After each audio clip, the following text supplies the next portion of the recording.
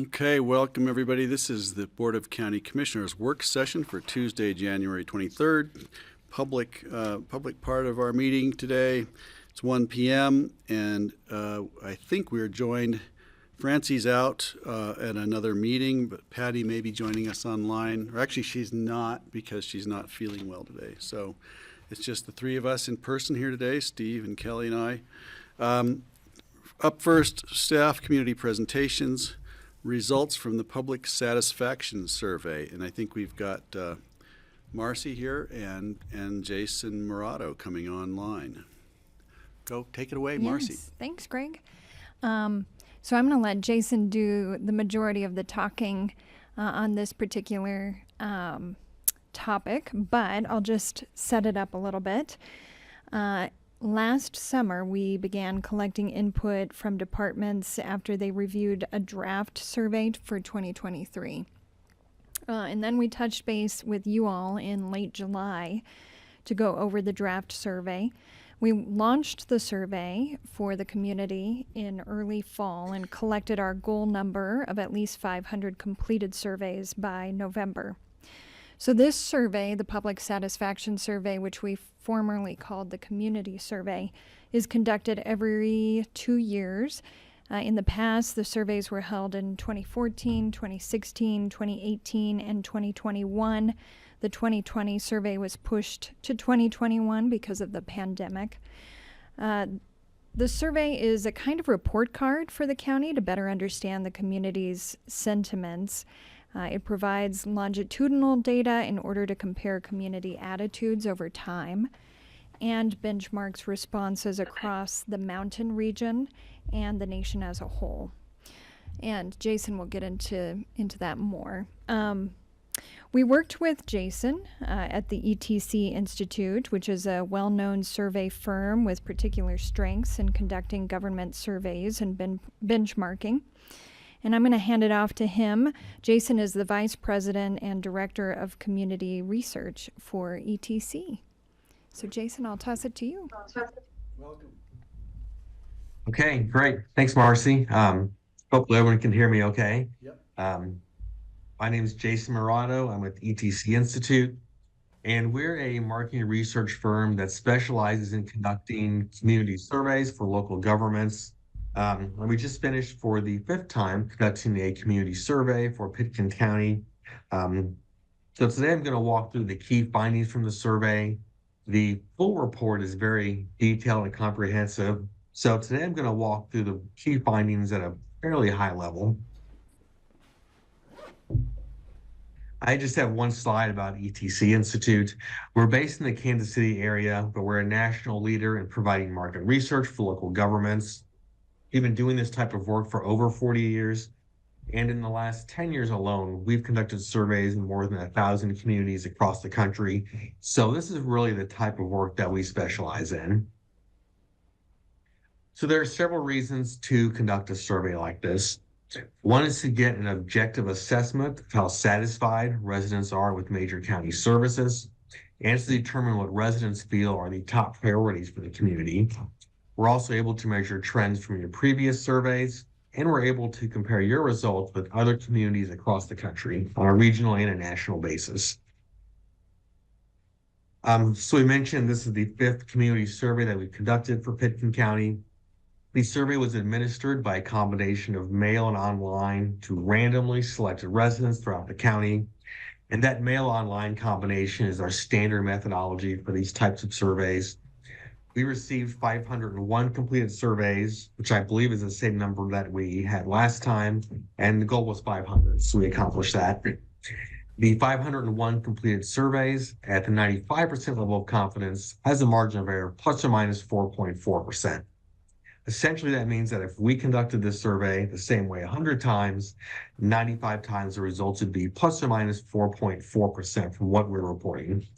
So even for a statistically valid survey, the results are never perfect, but the margin of error is small.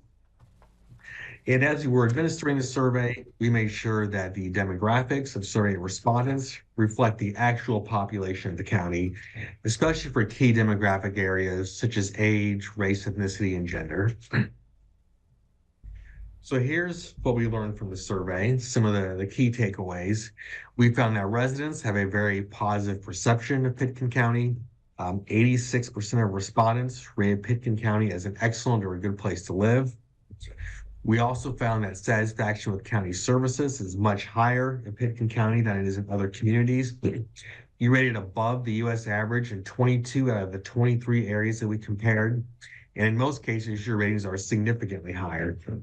We'll look at these in more detail in a little bit, but I did want to mention a couple of areas that especially stood out. One is that satisfaction with the overall quality of county services, rated 18 percentage points above the US average. And that's one of the most important questions on the survey because they're asking your residents to take into account all the services that you're providing and really give an overall satisfaction rating for how well you're doing. And then one of the areas where you rated the farthest above the US average was customer service provided by city employees. You rated 28 percentage points above the US average in providing customer service. And then the top overall priorities for county services and initiatives are efforts to address affordable housing and then efforts of managing growth. We'll look at those in more detail in just a little bit.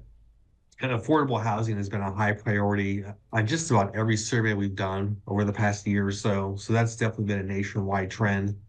And then managing growth is typically a high priority for fast growing communities. So definitely not really a surprise there. So first we'll look at some general perceptions that residents have of the county. This was the very first question on the survey, and here we asked residents to rate the quality of life in various different ways in Pitkin County. So the dark blue are those who are very satisfied, light blue is satisfied, the gray is neutral, and we interpret neutral as average or meeting expectations.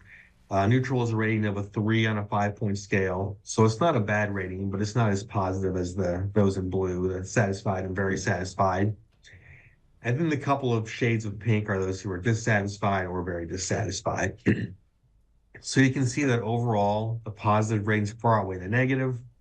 One thing that stands out is that most respondents are satisfied with Pitkin County as a place to live, as a place to raise and educate children, and as a place to work. And you also receive very high ratings for the overall quality of life in Pitkin County. Here we ask residents to rate their perceptions of Pitkin County in a number of different ways, kind of at a big picture level. If you look at the top of this chart, nearly 70% of respondents are satisfied with the overall quality of customer service they receive from county employees. And you can see only 4% give a rating of 4. And if you look at that second row down, 66% of respondents rate the overall quality of services provided by Pitkin County as either excellent or good.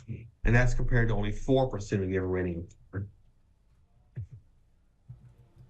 And then here we asked respondents to rate their satisfaction with major county services and initiatives. Later on in the survey, we asked about some more specific areas within some of these categories.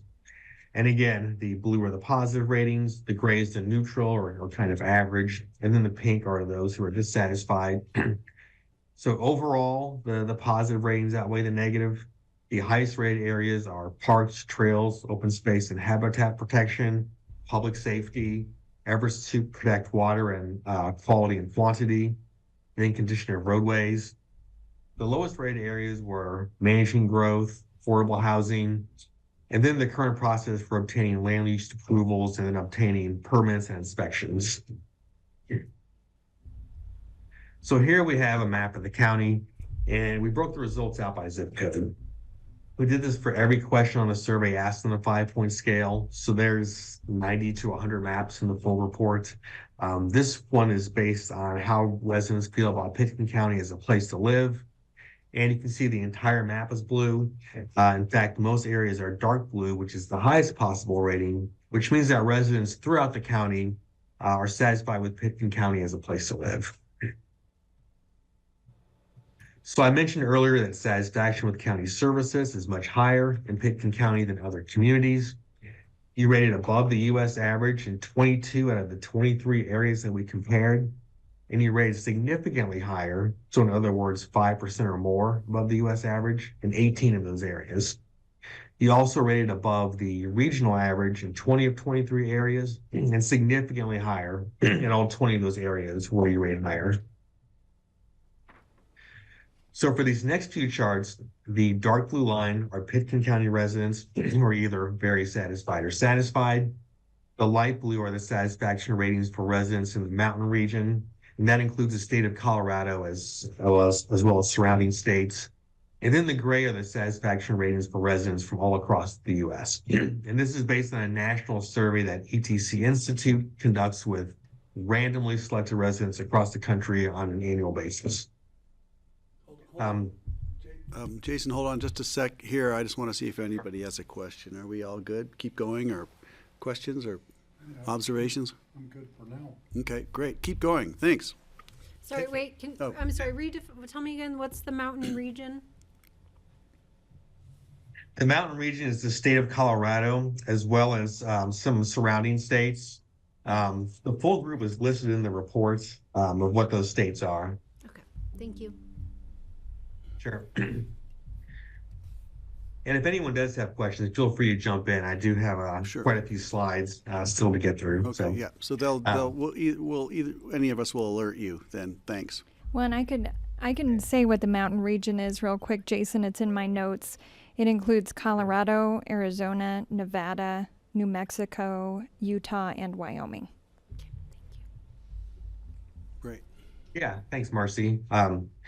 Yeah, just a little more insight on that. So on an annual basis, ETC Institute conducts a survey with about 10,000 randomly selected residents across the country. So that's what the national average is. And then for the mountain region, we pull out the results among those 10,000 respondents. We pull out the results from those who live within those states, and that makes up the mountain region average. So this chart's for the overall quality of life. You can see in all three areas, your ratings are significantly higher than both the regional and national average. If you look at the top row, 86% of respondents rated Pitkin County are either very satisfied or satisfied with Pitkin County as a place to live. And you can see the national average is only 49%, just under 49%. So this is again for just some kind of overall perceptions and ratings of the county. If you look at the top of this chart, 67% of respondents are satisfied with the overall quality of customer service they receive from county employees. And that's 28 percentage points above the US average. That's one of the areas where you rate the farthest above the national average on the survey. Another area that really stands out is that second row down. About 2/3 of respondents are satisfied with the overall quality of county services. And you can see both the regional and national average are under 50%. Here are comparisons for county services and initiatives. You can see your ratings are much higher than other communities when it comes to public safety, kind of on par with other communities when you look at efforts to ensure community preparedness for a natural disaster or crisis. One of the few areas on the survey where your ratings are below other communities are managing growth. But again, that's not a surprise for a fast-growing community. When it comes to public communication and outreach, your ratings are much higher than other communities when it comes to opportunities for residents to engage with the county. The ratings are more on par with other communities when it comes to the accessibility of information about county operations and then ease of finding information on your website. Hey, Jason, can I ask you if you go back to the managing growth question? Sure. Just wonder about the questions you ask. In our county, we've been growth management means trying to slow down the acceleration of population growth here or development growth. In other communities, managing growth could be trying to promote growth as best they can. I'd say that's probably a majority of managing growth. And I'm just wondering, do you distinguish between those? We don't in this case. This was just kind of a broad overall efforts in managing growth. Sometimes we get more specific and ask about the pace of satisfaction with pace of growth for different types of growth, like residential, commercial growth. But in this case, we really kind of just focused on overall managing growth. Typically, communities that have fast-growing communities that have lower ratings for growth, they want less residential growth and more commercial growth is what typically this means in a lot of cases. Great, thanks for that. Kelly? And what underlying metrics qualify us as a fast-growing community? That's more anecdotal information for me. I just know over the past 20 years or so, I think there's been almost a 20% growth in population in Pitkin County. So I would consider that faster than most other communities that we survey. Thank you. Steve's got one. Jason, in terms of the growth, I notice on the red dots that there's a high concentration of people right in or right next to Aspen who completed the survey, and fewer from out in other parts of the county. So I would think that the people who live in Aspen would think growth is kind of out of control. There's always these major construction projects going on, clogging up traffic, and the people who completed the survey maybe were confusing Aspen within the city limits of Aspen with the unincorporated parts of Pitkin County, which our survey was about. So that's their perception, is there's too much growth. It's not, we need more growth management within the city of Aspen. It's a different situation in the county where I think we're doing a very good job of doing growth management. So do you have a way to distinguish between, in the survey results, of those people who live in the urban growth area by Aspen and those who were out in the county, to see any differences between their opinions? Yeah, that's a great point. I think that's definitely possible.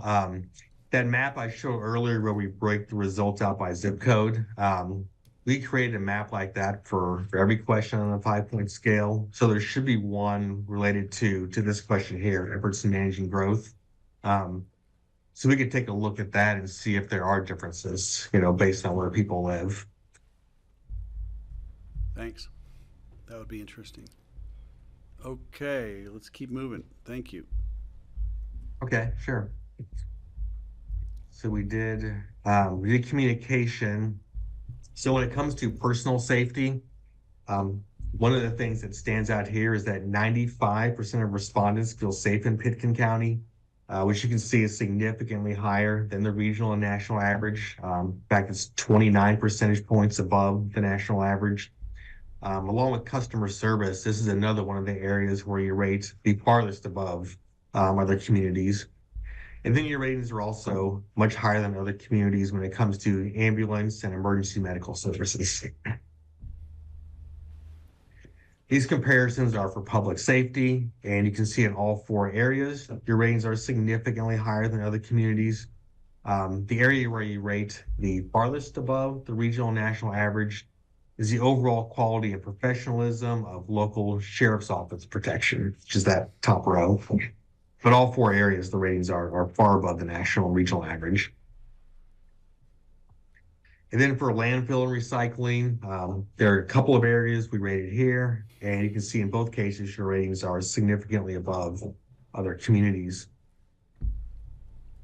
And then for transportation, also a couple of areas, and these are also much higher than other communities. This includes county road snow removal, and then the safety and maintenance of major county roads. So now we'll look at top priorities. So earlier we saw how satisfied residents are with major county services and initiatives. As a follow-up to that question, we asked, which of these services and initiatives should receive the most emphasis from county leaders over the next 2 years? So you can see the 2 areas that really stand out are addressing affordable housing and managing growth. So this leads to something we call the important satisfaction rating. This analysis is based on 2 different types of data. First, we ask residents how satisfied they are with services. Then as a follow-up question, we ask which services are the most important for the county to emphasize over the next 2 years. So the idea behind this is those areas that have a combination of low satisfaction ratings, but at the same time are the most important, should be the highest priorities to focus on. So the areas in pink are the highest priority, the yellow's the next highest priority, and then the green are more of a medium priority, either because the satisfaction is higher or the importance is lower, or some combination of that. So this first table is for overall county services and initiatives. You can see the two areas that are the highest priorities are addressing affordable housing and managing growth. And then the next highest priorities are those items in yellow, but two in pink are the ones that really stand out. Does anyone have questions on this? We've got before we kind of how this works. They've got several more of these tables we'll be going through. No questions right now, but you'll probably get some. Right. Okay, great. So this one is related to quality of life.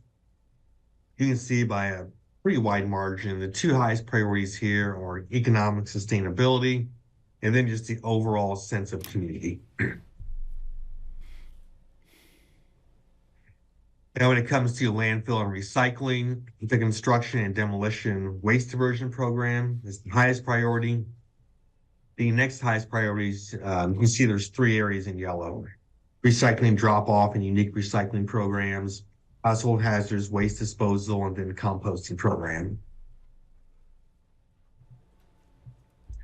Now, when it comes to communication and outreach, there are only four areas we rated here, and they all received high levels of importance. So everything's in the pink and the yellow. But of these four, the one that really stands out as the highest priority is the effectiveness of county communications during an emergency. This one is for a sense of personal safety. Again, we've got four areas that we rated. And really two of the four really stand out above the others as the higher priorities. And that's the county's protection of adults and children from abuse and neglect, and protecting families from domestic violence. And then for public safety, the highest priorities are a law enforcement response to mental health issues. Mental health issues, just like affordable housing, has been an especially high priority on these surveys over the past year or so. And then the second highest priority is traffic safety provided by the sheriff's office. When it comes to transportation, the highest priorities are safety and maintenance of major county roads, and then the ease of traveling by bicycle on county roads. This one is based on different aspects of community support. The importance was high for all of these, so everything fell into either a pink or a yellow category. But the two areas that stood out as the highest priorities are the availability and quality of mental health and substance misuse services, and then the availability and quality of economic assistance and emergency financial assistance. This one focuses on the economy and living in Pitkin County. So all of these received high levels of importance. So they're all in the pink. But of these six, the two that really stand out as the highest priority among the group are the availability of affordable quality housing for rent and the availability of affordable quality housing for purchase. This table is based on clerk and recorder services. Satisfaction was very high for all four of these areas, so they all fell into the medium priority care category. But the highest priority among the group was functionality of motor vehicle, elections, and recording online services. And then this table focuses on the airports. You can see the highest priority was just the overall quality and usability of the airport terminal. And then you can see we've got several items in yellow and then an area in green. Customer service was the lowest priority because the satisfaction is high. All right, so we have some other findings Sorry, to take a Jason. look at. Can I just go Yeah. back? It was probably page 24, or 5. Just there's the question about short-term rentals, STRs, and it was priority, but it wasn't. It's not clear on what the priority is. Like I just wanted to go back and see if we can drill down a bit. I think it was about page 20. Sure. We'll see Which it. I'm looking at your page was numbers. it one of these tables? You're going to have to go back. Let's see. I thought go back another one or two, and then we'll be sure. I guess it was in this section. Oh, short. Nope, that was it. Sorry, 22 probably. One or two back there. Right here. Okay. It's popped out, and I wanted to ask you a question. Limitations on short-term rentals. What initiatives should receive the most emphasis over the next 2 years? Do we know if this is more limits on Imposing short-term or rentals, or relaxing? we've got too many? The ones who are limited right now are complaining about it, and we haven't heard anything about needing more because we've got them. And I'm just trying to figure out what that means. Yeah, we really didn't. The way it was worded on the survey was the county's limitations on short-term rentals. I don't know that we really dug any deeper into it than that. I mean, that's a unique question for your survey, not something we ask too often. So I don't have a lot of other communities to compare that to. Right. So we could read that any way But it we was want. left just kind of. Yeah, Greg, I might just jump in. And one way to look at these results is it's a little bit like a dashboard on a car, right? If a check engine light goes on, it doesn't necessarily diagnose what's happening, but it kind of flags broader issue areas that the community may be having challenges with, and so that may call for more engagement efforts if the board so desires to kind of understand and dissect or diagnose, I should say, what those underlying issues are. Thank you. That's a great analogy. I've got a trouble light that's been on in my Jeep for several years now, but I get it. Yeah. Thanks, Jason. Thanks, John. Sure. Yeah, any other questions on this before we move on? We've got just a few slides in the kind of other findings sections. But anything else about this part? I don't I'm see good. any hands up. Let's keep going. I would just say Okay. there were similar questions, I thought, like limitations on density, Right. which I assume means Yeah, we can one make those, thing, yeah. right? But Yeah, um, it's kind of, it's the way it's a worded. pure documentary, right? These are the issues. I'm not going to tell you where we stand, right? Okay. Okay, so we've got a few other findings that we took a look at. Here we asked respondents how they would prioritize various aspects of open space and trails. So the darkest blue means this is essential to the community. The lighter blue means a high priority. You can see the yellowish is moderate. And then the pink and red means a lower or not a priority at all. So most respondents feel that protection of public access to open space, ecosystem health and resilience, and congestion management of parking, increased visitation and crowding are high priorities for the community. Now, as a follow-up to that, from the same list, we asked which of these should receive the most emphasis over the next 2 years. So now we're kind of looking at short-term priorities. And the highest priority is congestion management of parking, increased visitation and overcrowding of parks and open space and trails. Then the other highest priorities were protecting public access to open space, and then ecosystem health and resilience. And then here we ask respondents, what are the ways that they currently learn about Pitkin County government? And you can see the top sources are the newspaper, word of mouth, the second, and then third is the county's website.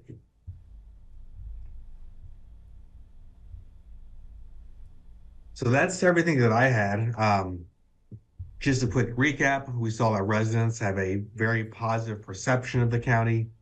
We saw how high the ratings were for Pitkin County as a place to live, as a place to raise children, and just for the overall quality of life in Pitkin County. Satisfaction with county services is much higher in Pitkin County than other communities. There were a lot of examples of that, but a couple of the ones that really stood out to me were the overall quality of county service and then customer service. And then the top overall priorities.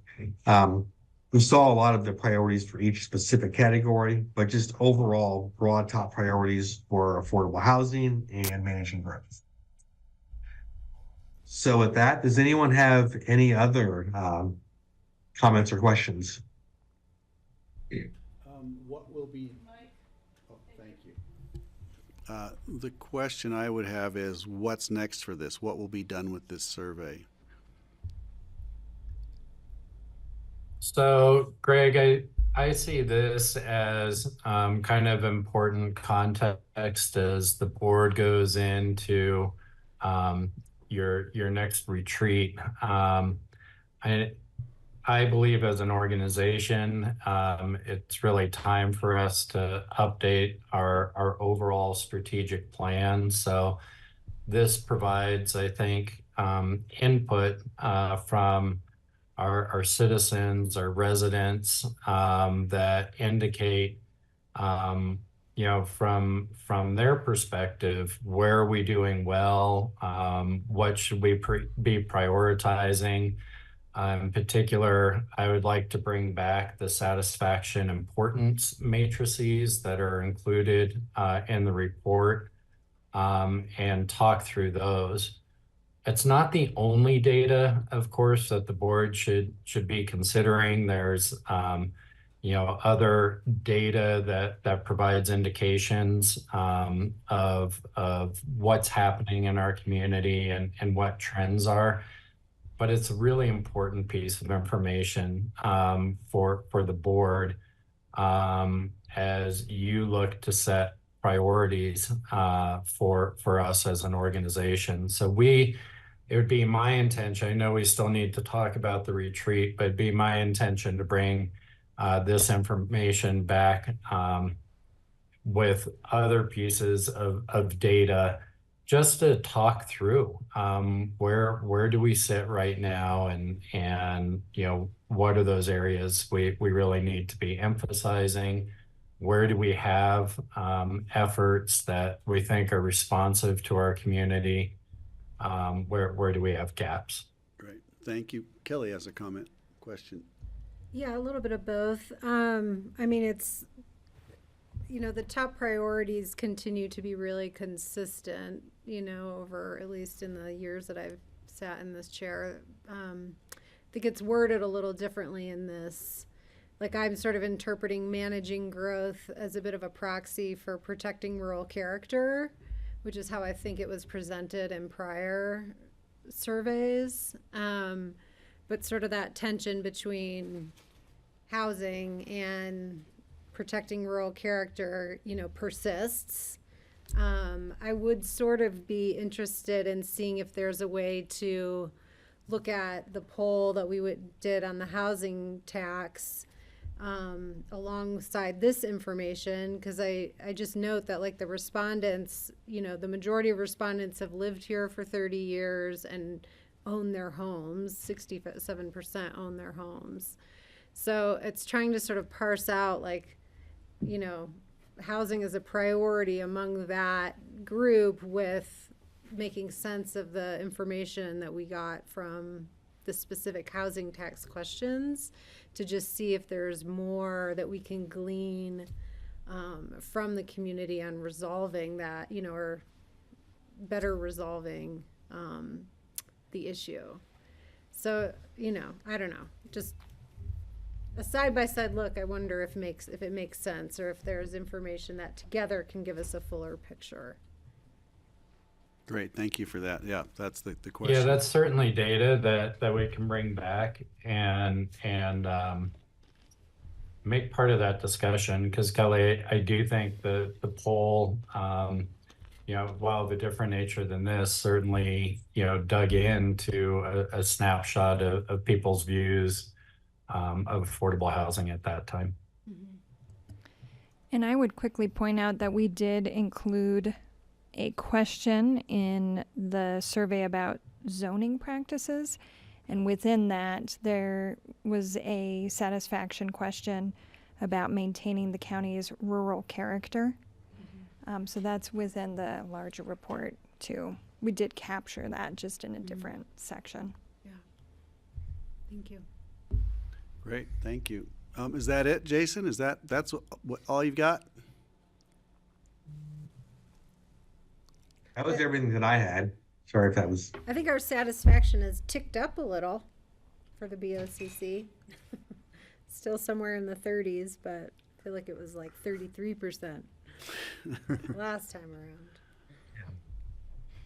And, I think the benchmarking information there is important to look at too, because I think there's maybe just there's a real inconsistency between our high ratings in services and initiatives in areas where you all are making decisions, right? And then the perception about how all of you are operating as a body, which seems to be consistent across the US and,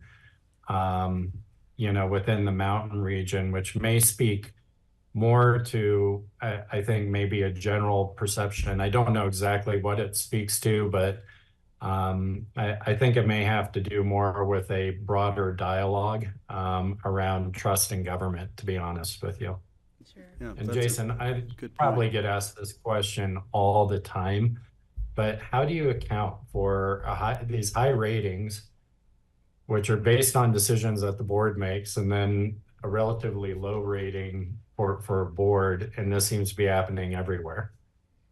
Right. Yeah, that does happen everywhere. I think it does seem like, to some extent, maybe a lack of trust in government. Sometimes I think it's more of a lack of trust at a federal level, but it seeps down to the more local levels.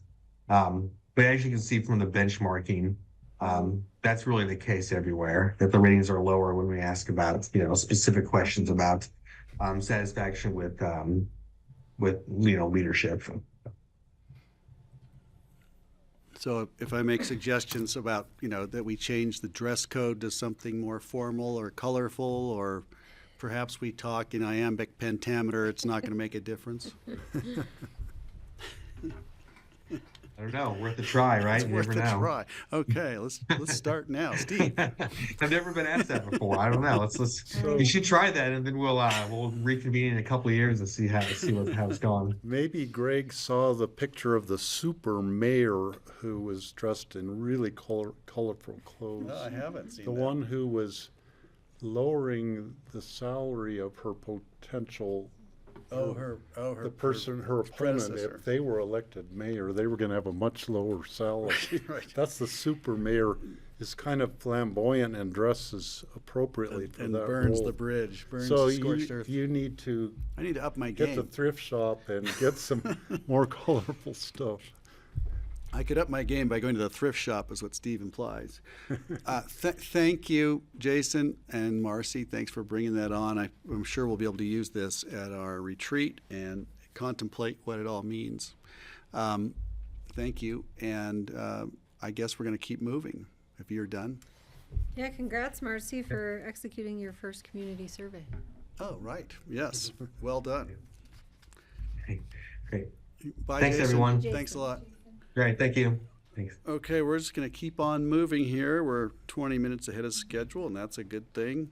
We've got Ellen Sassano here to talk about the comments on the BLM EIS, Environmental Impact Statement, RE Big Game Habitat Conservation for Oil and Gas Management.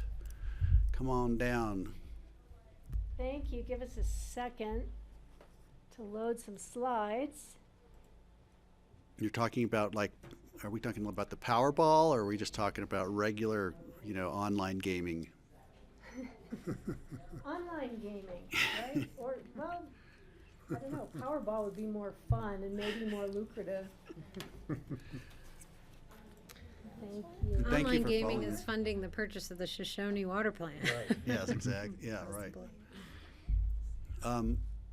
Thank you for following and staying on top of this, Ellen. We talked about it. Has it been a couple years? How long have you been on this beat? Which this particular environmental impact statement, it's just been about a year. So, yeah, Ellen Sassano, Long Range Planning Manager. Thank you. Thanks. And, right, so, see if I can scroll down here. Maybe.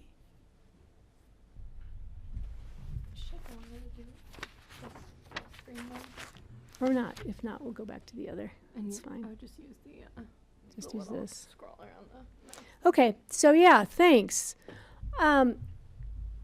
So yeah, it's just been about a year. As you may recall, Picken County functioned as a cooperating agency in the development of this particular resource management plan amendment and environmental impact statement for big game habitat conservation for oil and gas management in Colorado. And so we are at a point now where a draft environmental impact statement has been published for public comment, and staff is requesting board review of the comments that staff has generated regarding the proposed alternatives in the draft EIS and resource management plan amendment, addressing the Bureau of Land Management's oil and gas permitting procedures as they relate to critical big game habitat, and I'm going to walk through what that entails.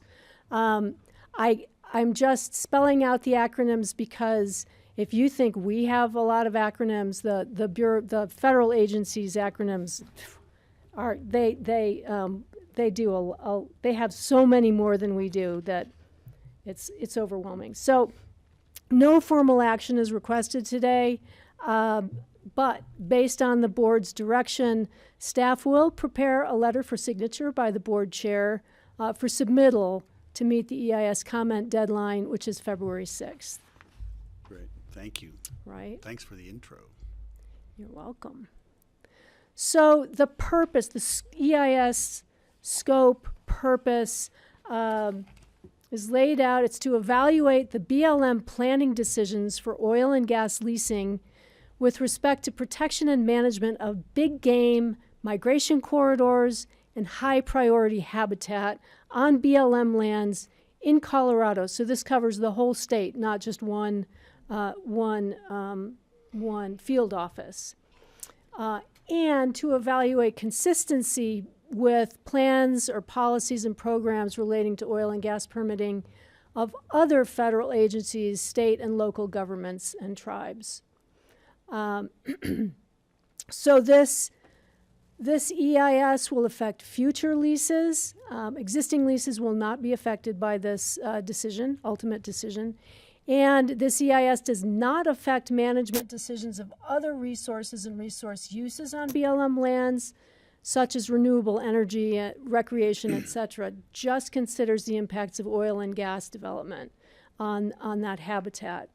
There was a lot of discussion about whether ultimately the BLM should be looking at those other resources and their impacts, but that is not the scope of this particular EIS, and they did not have the capacity to address it just yet, those issues just yet.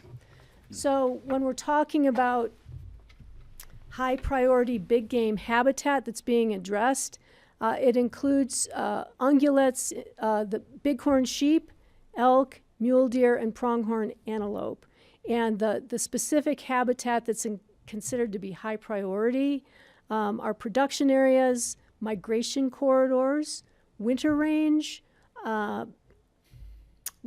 concentration areas, and severe winter range. Those are most critical to the survival of those particular species. Here's a question for you. Is this an update, or is this the first time they've actually really focused on this? This isn't an update of a previous plan, is it? Well, this is an amendment to the resource management plans as a whole. Right. And I don't believe this is an update to a previous plan. I think the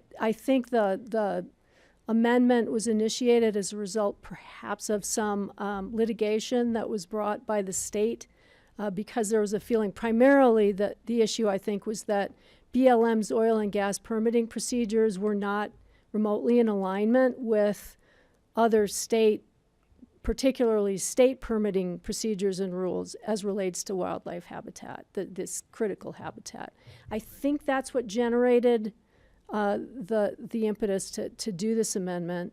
But that's a good question. I don't believe this is a second round. So what we're learning, what we're realizing is that there are consequences that perhaps we hadn't considered or considered weighed heavily enough. And I'm thinking about there was a discovery, really it was a discovery in Wyoming about 25 years ago, that the deer actually follow a corridor that they circle. It's about a 300 or 400 mile corridor across the state that they never knew about. And of course, that corridor was bisected by highways and all this other stuff, which completely stopped and caused a lot of death among the wildlife. But they didn't realize there was actually a migration path. So there's new information coming as recently as 20 years ago that we actually have great migrations. And I keep wondering if the elk and deer in Colorado follow that in some respect, and that we haven't paid much attention to that. So this is, for the oil and gas regions, they're just beginning to learn perhaps what their impact is. So it's timely in my opinion. This is very timely, and I'm really grateful that you're following it. Agreed. I agree that it is timely. And I imagine those corridors change too as development on the ground changes. But back to the focus that BLM has made, this map, you can't read it really, but this is the big game high priority habitat map that they included in the EIS. And basically this, as you can see, it includes the whole state. And the gray area on this map is the big game habitat that they're focused on for those ungulate species. And the green area is U.S. Forest Service lands. And then the yellow is BLM lands. And I'm not sure if you can, let's see if I can. So Pitkin County is right there. And I'll go to a larger map in the next slide. But as you know, the Forest Service is the federal land agency that holds most of the land surrounding the private lands in Pitkin County. We don't have as much BLM land here. So the next slide just shows that in a little easier to read format. So Pitkin County, again, the green is the Forest Service lands here, white is private lands. The gray is identifying the high priority habitat for those species, and the yellow is shows the BLM lands in Pitkin County. And I just show you this map to show that really our neighbors in Garfield County to the north and west have significantly more high priority habitat, which is interesting to me, and they also have more BLM lands. So just a snapshot there. So the EIS includes 4 alternatives, and I'm going to run through these pretty quickly. If you have questions, stop me. But so alternative A, as in all environmental impact statements, that's the no action alternative where the status quo remains in place in terms of BLM's permitting processes. Alternative B has been identified as the preferred alternative. And this alternative focuses on management alignment with the ECMC, there's one of those acronyms, which used to be the Colorado Oil and Gas Conservation Commission. It's now been renamed by the state the Energy Carbon Management Commission. So focuses on management alignment with that state permitting process or those processes.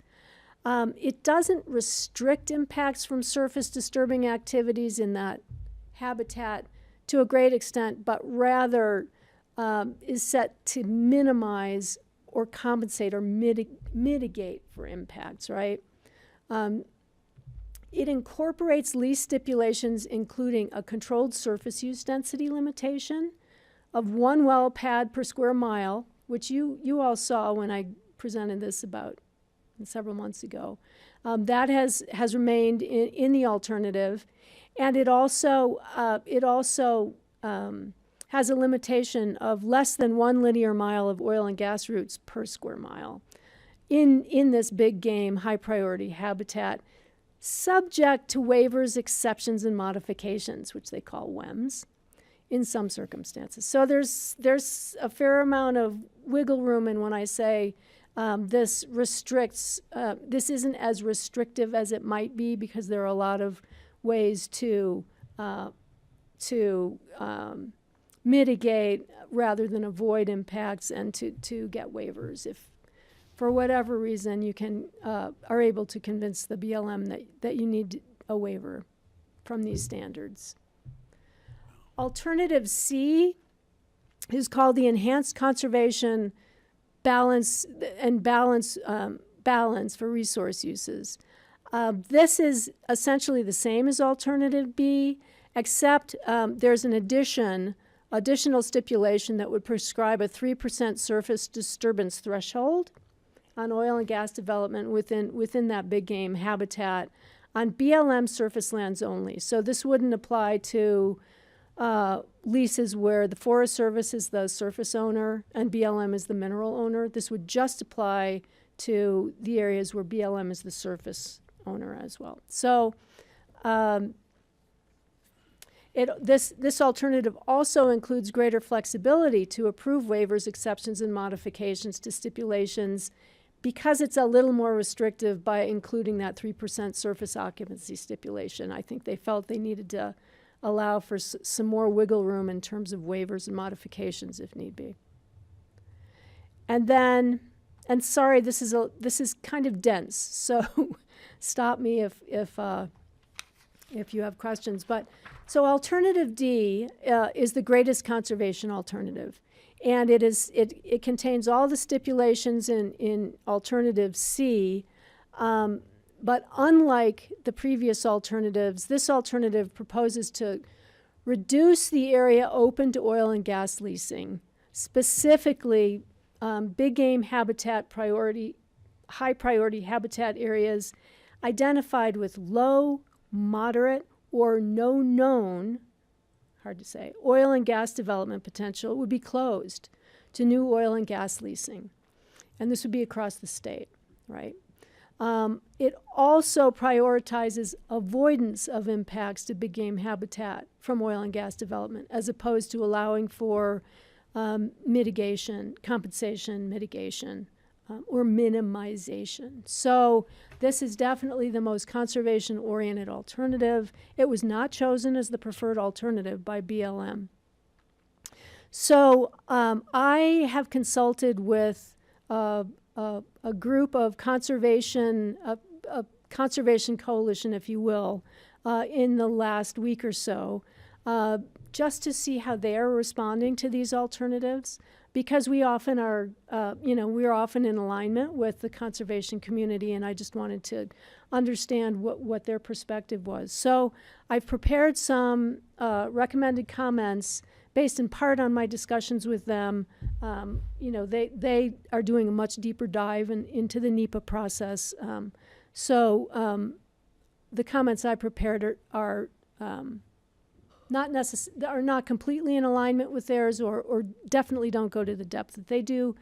Their draft comments are still in draft format, and they've asked me not to share them specifically. But so the comments are as follows: to achieve the objective of protecting the high priority habitat, develop a modified alternative, modified from Alternative B, which is their preferred. And the following things would be included in that alternative. At a minimum, go with Alternative D and close the low, no known, and moderate potential oil and gas development lease areas in high priority habitat areas. That is what's proposed in D, but even better would be to close all high priority habitat areas to new leasing regardless of the oil and gas development potential. So that would be on lands that have a high oil and gas development potential as well as those others. And I want to point out that there's some other activities that are occurring at the legislative level and at another federal agency level that this would be consistent with. I think you're all familiar with the CORE Act, the Colorado Recreation and Economy Act, which I think you've signed on to as supporting. And in that act, and this relates specifically to the Colorado River Valley Field Office area, which is the field office that Pitkin County lies in. And so in keeping with that, the CORE Act, and which includes a proposal to withdraw the Thompson Divide area to future leasing, oil and gas leasing. There's also recently been released by the U.S. Forest Service a draft environmental assessment that includes a preferred alternative that favors withdrawal of a significant portion of Thompson Divide from future leasing. So I think this recommendation would be consistent, at least for our field office, with those two activities that are happening concurrently. Great, thank you. And then I'm almost through this. I know it's probably been a long day already, but then we're recommending that there be that avoidance of impacts be prioritized to big game habitat and corridors using minimization and mitigation as secondary measures. Same as in our land use code. Really, typically we support avoidance where that's the preferred alternative to address impacts rather than allowing for mitigation. Also severely restrict the availability of waivers and exceptions and modifications to avoid undermining the efficacy of stipulations, protections in those oil and gas development areas. And this last bullet is supposed to say, due to the critical nature of pinch points for migration and animal movement, close those pinch points to oil and gas development altogether, rather than, as is currently proposed, just requiring no surface occupancy in those areas, because apparently those pinch points are really, and the pinch points are, as described, areas where there's a narrow, typically I think a topographic feature that results in a narrow opening for animal movement and migration. And so I think those are really critical, especially critical for bighorn sheep. So right now there's a recommendation for stipulations for no surface occupancy, I think across all of the alternatives in those areas, but the recommendation is that just close them all together to development. So That's where I would have started. yeah. And then finally, also incorporating the controlled surface use density limitation of 1 well pad per square mile and less than 1 linear mile of oil and gas routes per square mile, really to limit the area of disturbance. And then including that 3% surface disturbance threshold on all land, regardless of surface ownership. That's recommended just for BLM, on BLM lands in one alternative. If this approach is supported by Colorado Parks and Wildlife as an effective solution, I guess there is some question about how effective this clustering approach will be in all circumstances. So those are the comments I've pulled together. And in terms of next steps, where we are in this process, so we are in the draft RMPA EIS segment of the process and in the 90-day comment period, which will end on February 6th. And the BLM will take the comments they receive and put together a proposed resource management plan amendment final EIS, and a record of decision will be issued as part of that publication of the final EIS. And then there will be a governor's consistency review, and any resolution of protests received on the proposed final EIS will have to be addressed. And I believe BLM is hoping to have this done by the end of 2024. So that's the conclusion of my presentation. I am happy to take questions if you have any. Thank you. Comments, questions, Kelly? Yeah, I'm just wondering, I think from a bigger scale issue about, like just thinking about this seems very limited to habitat, which is a shifting and changing thing. And, you know, a lot of the reason for that is based on climate change, which is caused by oil and gas. So I'm just curious as to whether there is a scope to also provide comment that, you know, the climate impacts affecting big game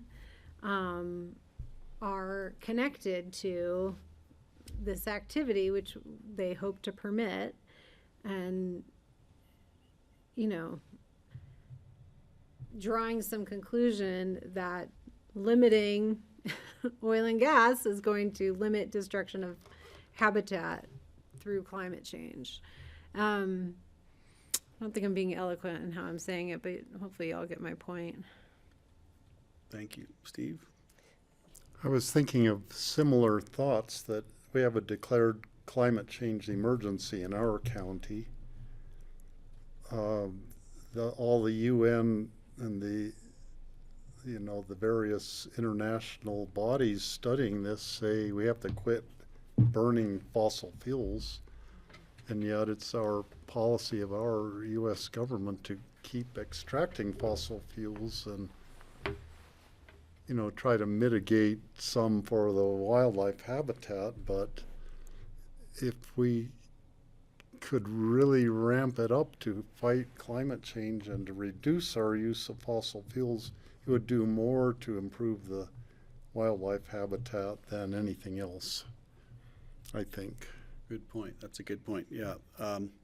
I was just thinking about when they talk about the herds being, I think, down by, in some cases, the elk herd's down 50% in the last 20 or 30 years. We've really lost a lot of wildlife population, and largely it's due to incursions into their habitat. So we're already playing a losing game, and I would definitely want to sign a letter that, you know, is the D with the additional suggestions we've heard, because this is important. If we're not going to take it seriously, you know, what's the point? So I would love to incorporate those suggestions, and maybe if we need to elaborate on why, with what has been said so eloquently just now, I would add that, and that's where I would go. I also would comment, you know, 1 linear mile of road per square mile doesn't strike me as a very conservative limit, you know. They have to get across that mile, or they have to get into it and back out. But it does, yeah, who knows? That assumes a road and a destination on every square mile. Right. Yeah. So if they average it out, it doesn't really mean much. Do we know what that means? Is it per square mile, meaning no square mile will have more than 1 mile of road on it, or does it mean on average there'll only be 1 mile of road per square mile of habitat? I'm guessing it's not on average, and I'm not going to pretend to be able to tell you what exactly was behind that decision. I assume that Colorado Parks and Wildlife was a part of that discussion, and I can't tell you exactly how that specific stipulation was determined. It would be interesting to look at that, because if it applies per square mile, that's not enough road to get across the square mile if it's less than. So it seems like it would be an average, knowing that they're not going to develop every square mile. but they Well, it would be could. sufficient if you just went straight, not at any angle, right? it's Like if less you than think a mile about per it, if you square think of mile. like a grid, if you just went across the cube, it would be exactly what Exactly you a need, mile. you know? Yeah. Or less than, though. This is saying less than. So there'd be like an inch that they couldn't cross. Right. It's an interesting thing. It'd be nice to understand that better. I'd be prepared to sign the letter with the stringent, because it doesn't even seem that stringent to me. It just seems like common sense. The restrictions, if we're really trying to help habitat and prevent habitat loss and corridor loss, this is essential, and it doesn't even go far enough, but if this is the best we can do, then let's aim for the most stringent rule we can.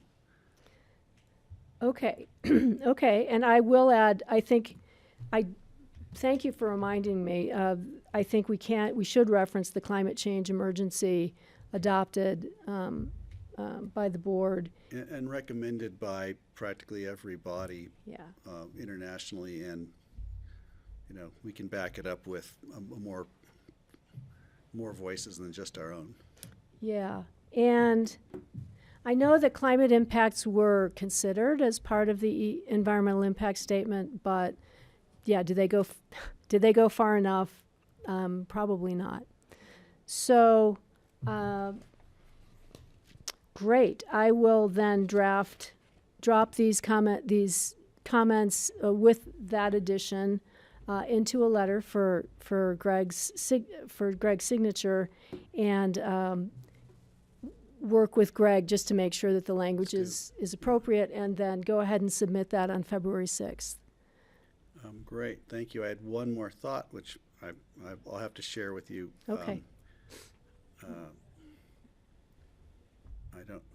You said something I thought was pretty interesting, that we have habitat corridors, but those could change, and certainly the change could be driven by climate change, definitely, but these are paths that these wildlife have been using for maybe 10,000 years, or thousands, or if not hundreds. So a quick change to a wildlife corridor is not something they're not just going to decide to go somewhere else.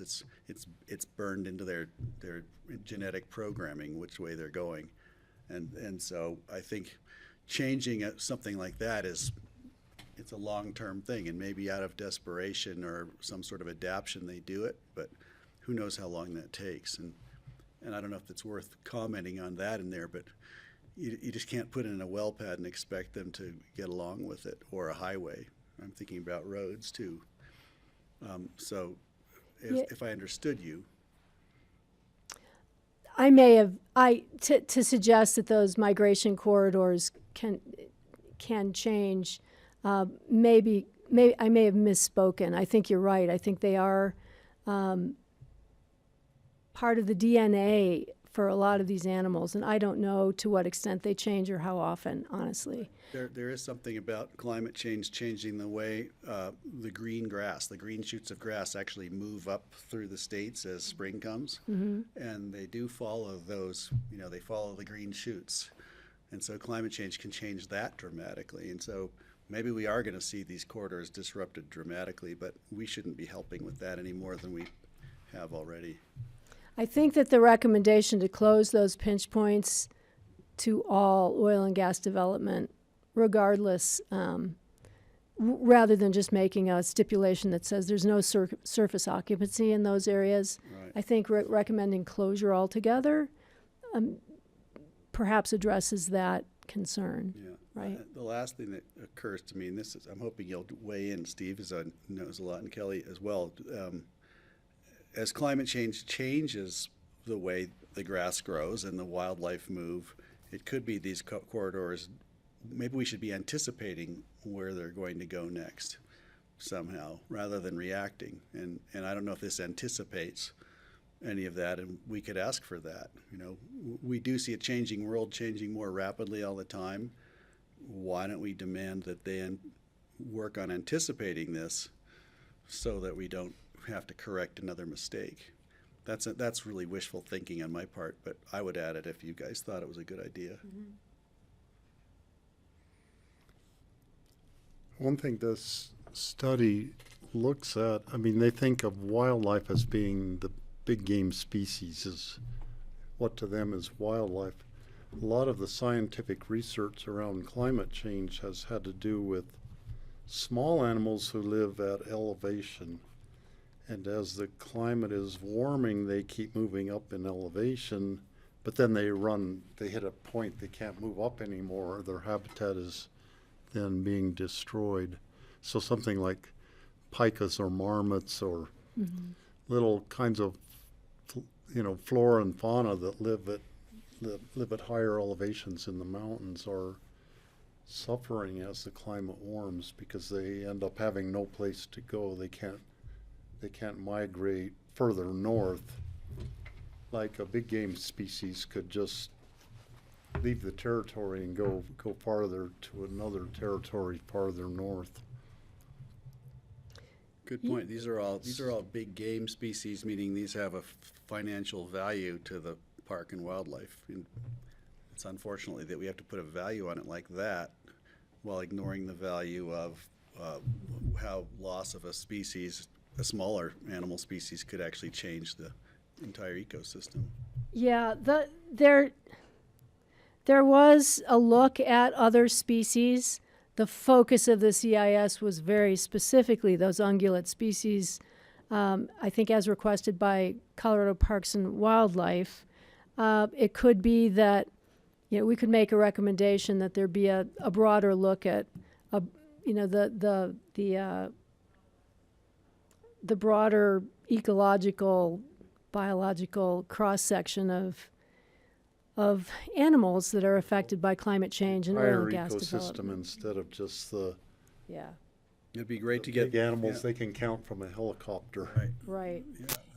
Yeah. And We there, could ask somebody, if we want to talk about keystone species or all of them. Maybe they're all keystone species to be determined. well, as the conservation representative, I'll call him, that I spoke with, definitely they were pushing for a broader look altogether, not only at the species, but also looking at, as I said earlier, the impacts beyond oil and gas development on the big game species and other species, including the impacts associated with recreation, with and with renewable energy Right, of course. moving forward. That may very well be a discussion on public lands in the near future, and I think those are all. And those questions were raised during the cooperating agency discussions, and frankly, the BLM had to really focus this EIS focus the scope to get through it, to get it done. But they acknowledged that there are clearly other impacts that we need to be considering. So it probably would be a good idea to support a future look at and review of those implications. So would you write, while we realize this isn't part of this Right. EIS, we support Yep.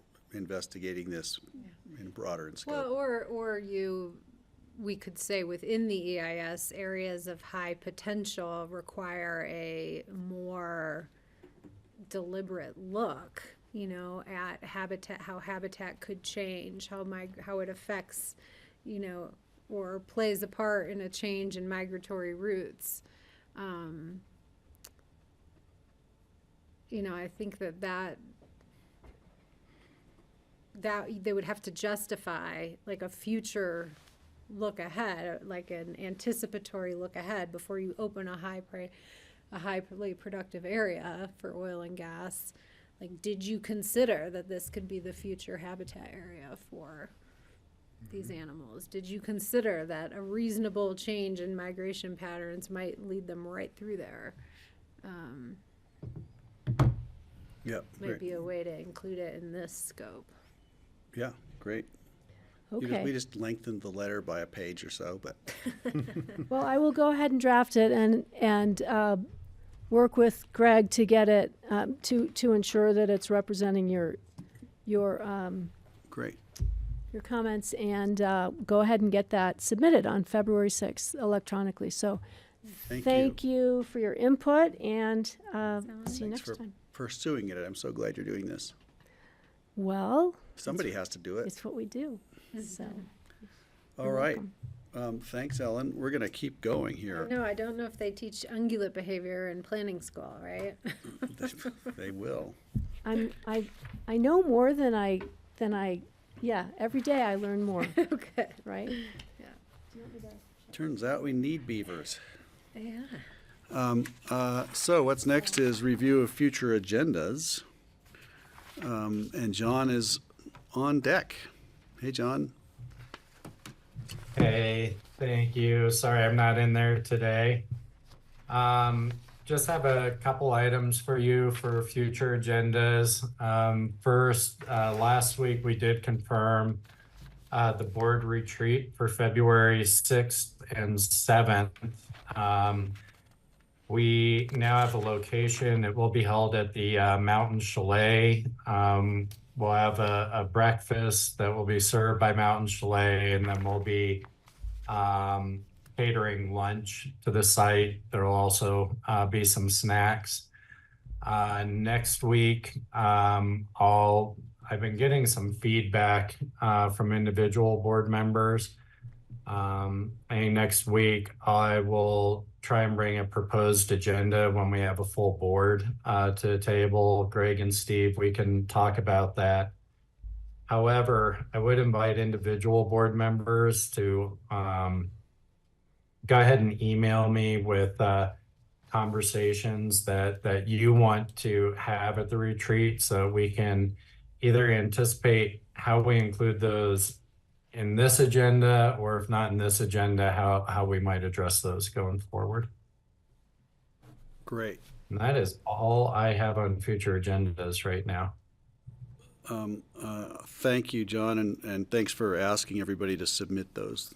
And Francie and Patty, who aren't here, should know that also. We can send them an email. Can I jump in? Yeah, please, Kelly. John, do you put notes into the future agenda things to track? Okay. Yeah. I would just note we had some discussion about wanting an exec session related to some water issues, including the Shoshone water plant and crystal augmentation plan, and any other water rights stuff that may come up from board members. And then I would ask you to put a note in, maybe to check with Melissa Knight about, we wanted further discussion, I guess advice about the attorney's office. And we asked for some input from her. And so is that a follow-up in exec on I think so. Your- Yeah. okay. And Steve has something. Yeah, John, looking into March, there's March 12th, I will not be in attendance. I'll be at National Farmers Union in meetings there that day. The 13th, I think I might be here in person, but I might have to zoom in on there. But I'm going to be in a travel mode that day, and maybe will be late or unavailable part of the time. But the March 12th is definitely, I will be gone that day. Great, thanks. That's good to know. For me, I am currently signed up to travel with RAFTA to DC on the 19th to the 22nd of March. So Steve's here to chair in my absence on the 19th. Plan on that, if you will. I'm currently signed up. It's interesting, of all the electeds that applied or agreed to go, Francie is on. She wants to go. And I said, well, if Francie's going, maybe I don't need to. But then they said, well, we don't have any other electeds who are going. and we'd like you to go. So so Francie and I are going to go and represent all of Raft as electeds board members at this point, unless somebody else steps in, but they haven't yet. Yeah, Greg, so just to confirm, was that March 19th? Yeah, March 19th to the 22nd. And you and Francie will both be gone. And does that include your travel days? Yes, travel the 19th, return the 22nd is the Okay. current plan. And then spring break begins. The 22nd is the spring break week. And I believe I'm going to be here now, but I'm not 100% sure, but I'll let you know. I probably will be, but Okay. I might be joining a kid somewhere for part of that time.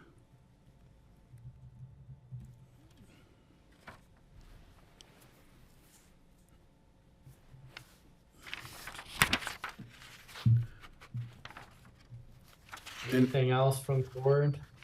Not right now. I think we're good and looking forward to the retreat.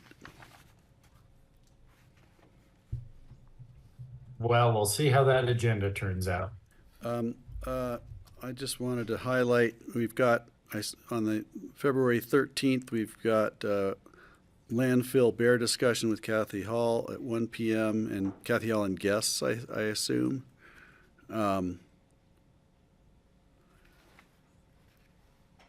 And I see the strategic communications plan presentation just after that. I just wanted to flag that, so hopefully we're all here for Okay. that. And I guess we are looking for an opportunity to bring another survey. We, in addition to the citizen survey, we do an employee survey to give you a sense of how we're doing internally, perception of our employees, and we'd like to bring those results forward. We're still trying to find a date on that. Great, thank you. Kelly? Yeah, no, I would note that at our last APSHA meeting, there was some recommendations from the board to update our capital improvements program that we funded at $200,000, and that I think APSHA is going to bring those changes to this board for approval because they're fundamental to what we initially agreed to. So we will need some time for that based on their request. Kelly, are they gonna reach out to us, do you know, or should I be reaching out to Matthew? I would think they would reach out since it's an APSHA initiated change, but Okay, this is my heads up. okay. Great.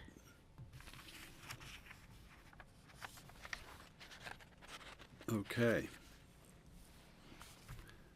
Thanks for that. Moving right along, we ready to move on?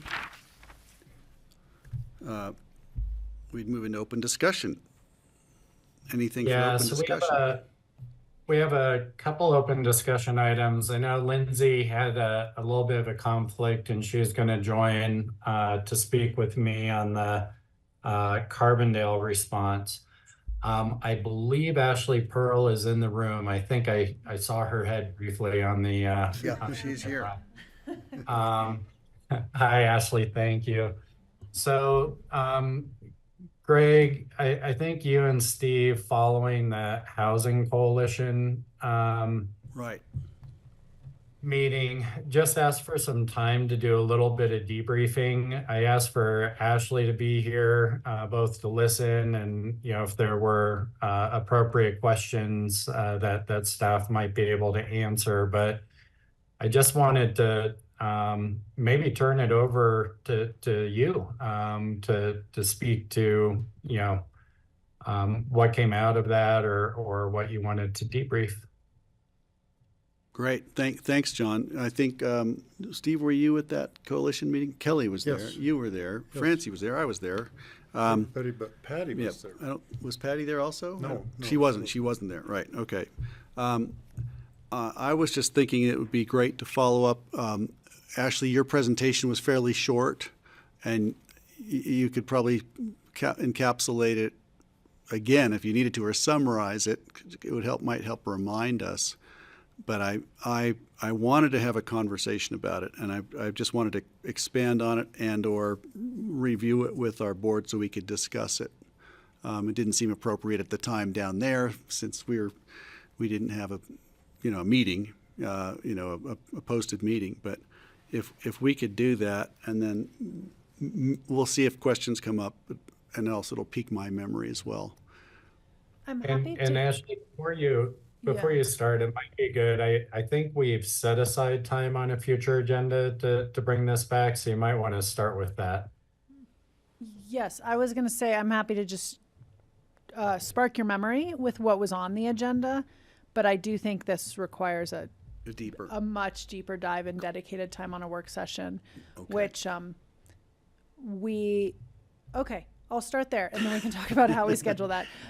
So the West Mountain Regional Housing Coalition held a forum at TACA, just for the public listening, last Thursday. I think we had around 60 attendees. It was open to the whole region, anyone kind of working or tangential to housing. And we started the day with about 2 hours of a data deep dive. So we heard from Carolyn Tucker with the Center for Economic, I'm going to forget her official title. We had a lot of really interesting wage data, job data from the region. We heard from some consultants who worked for the coalition on what was called an IHOP grant. It was a grant from the state around vacant land inventory, what the rental market is doing, how many rentals are available, what's the pricing of those.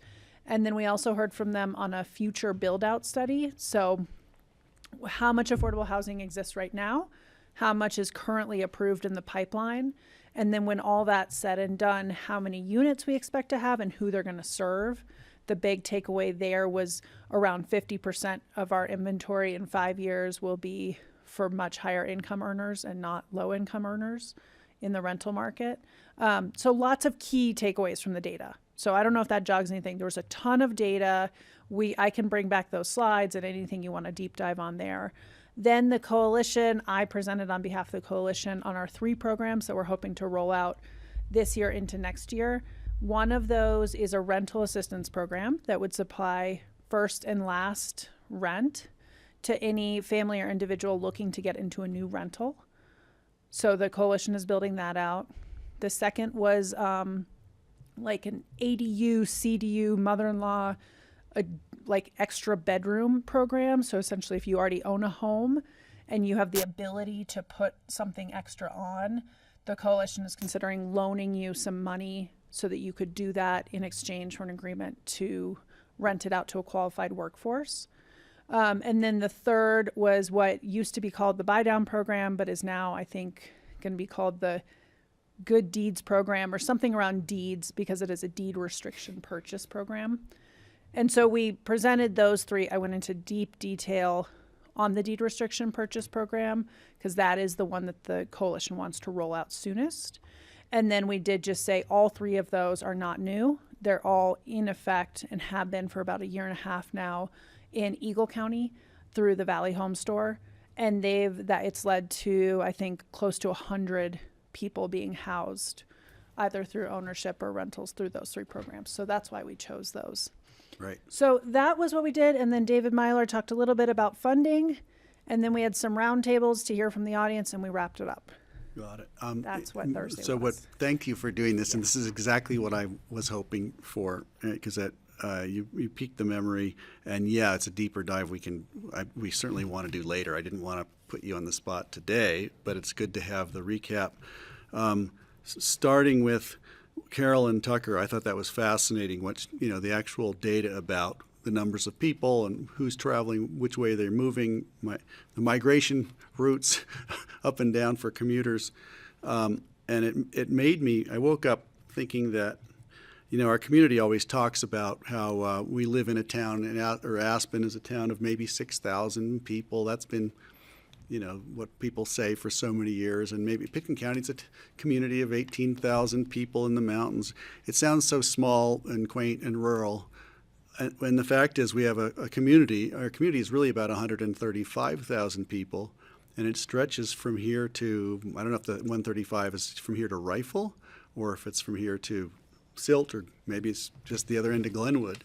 But I almost feel as if our community doesn't even really understand how many people are here. We've talked about the commuters. We've talked about the daily population of commuters, tourists, locals, at being 34,000 in the low years a few years ago, up to 54,000 or in the high season versus low season. And so I think there may be a real misunderstanding in the part of the community on, how many people are part of this community, whether they're coming into work or coming into play. And that might be one way to help us move forward on all these conversations, because if we're just a little town of 6,000 people, why do we have these problems? If you see what I mean. That's the first thing.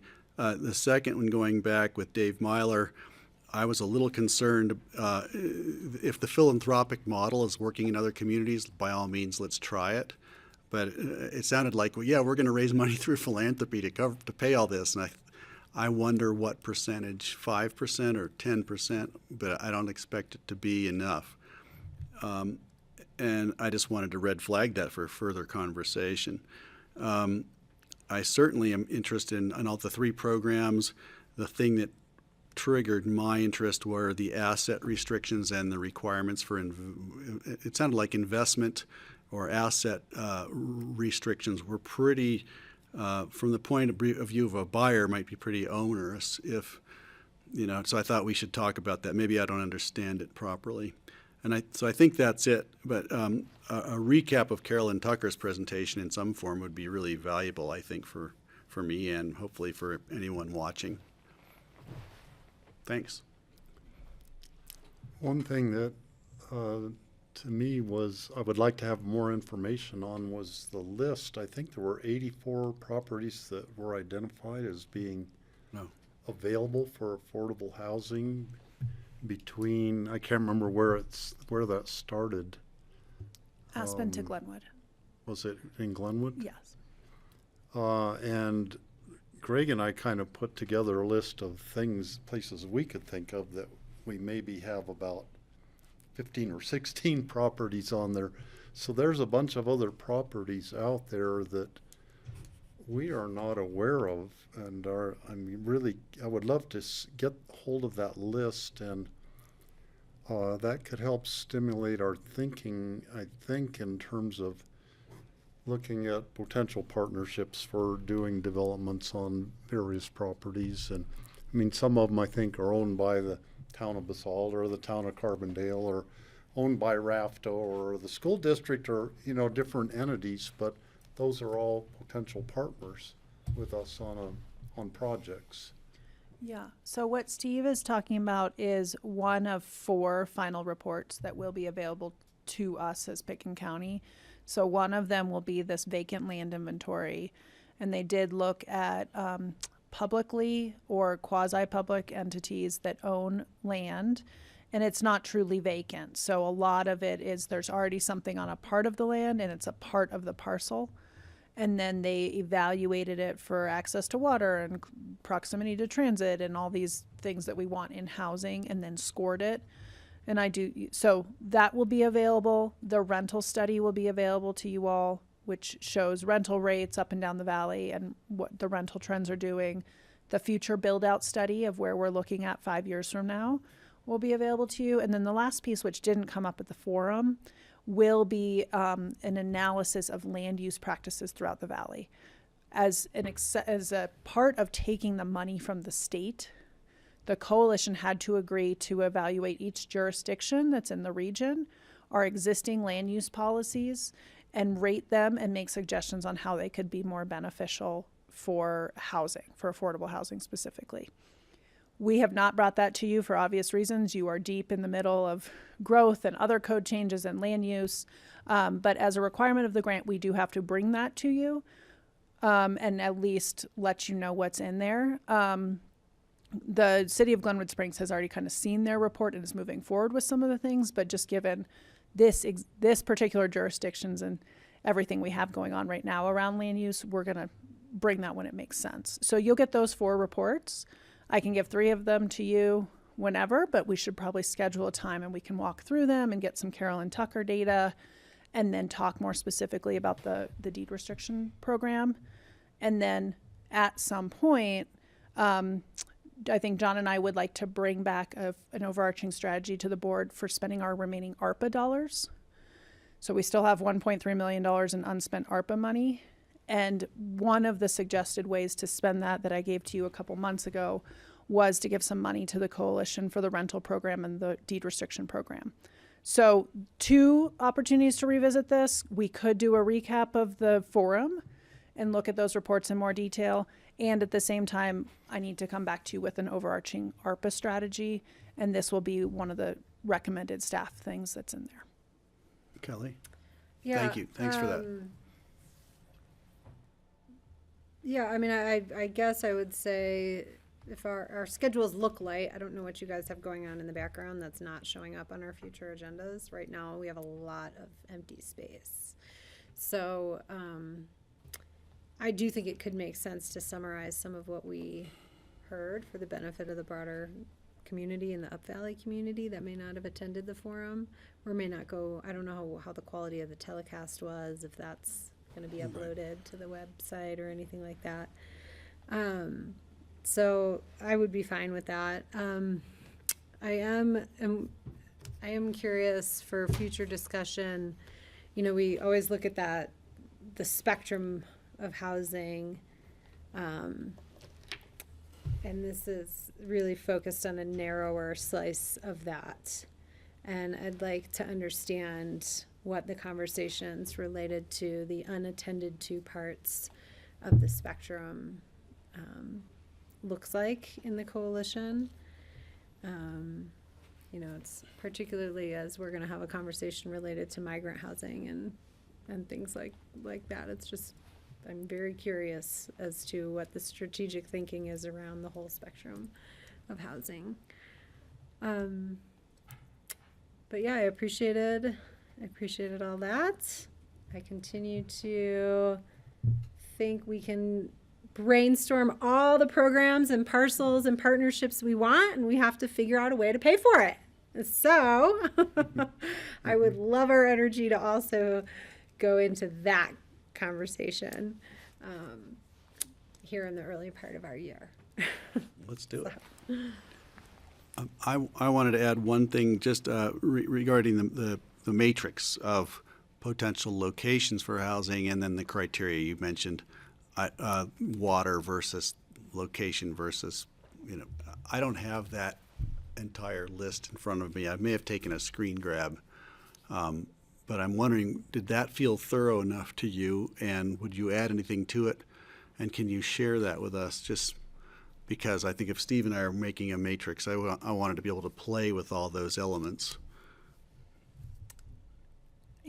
Yes, I can share it with you. I think the coalition as a whole, you know, approved all the work that the IHOP consultant did and felt like this was the best approach for this.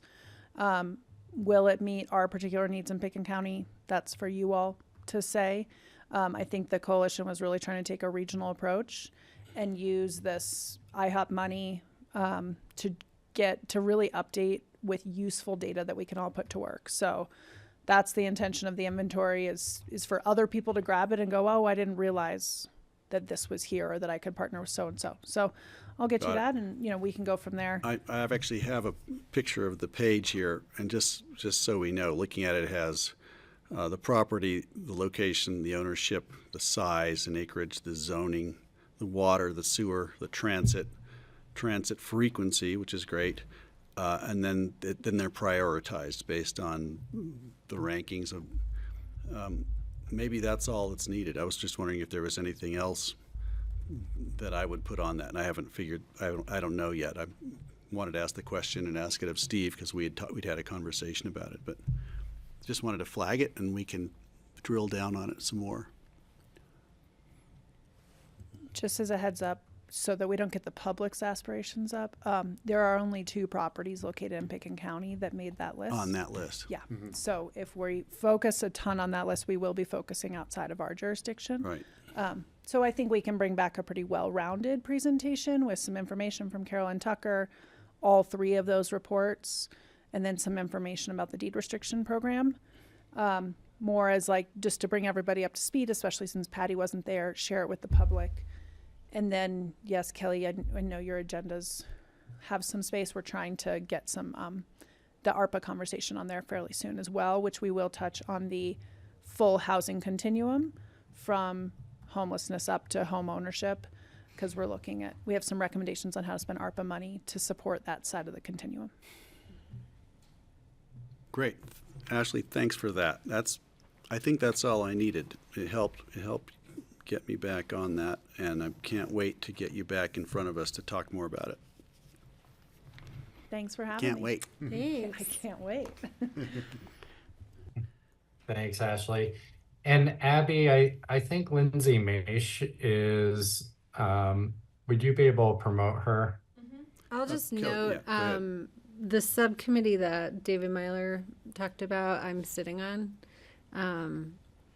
You heard the latest report out on that, but I'll make sure to report out Great. to this board too.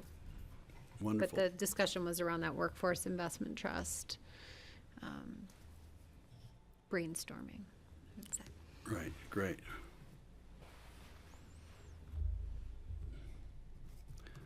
Okay. Done. Hi, Lindsay. John, Lindsay, take it away. Well, I may kick it off and then kick it over to Lindsay, Greg, if that's okay. We just wanted to follow up on the discussion we had, an open discussion last week around Carbondale's requests and just additional information that we've put together. I will highlight that we are still looking for some of the data points that the board had requested, and we're hoping to have a meeting coming up to get more of the data. So we may not have that for this. Well, I'm not going to say may. We do not have that for this conversation, but we're still tracking it down.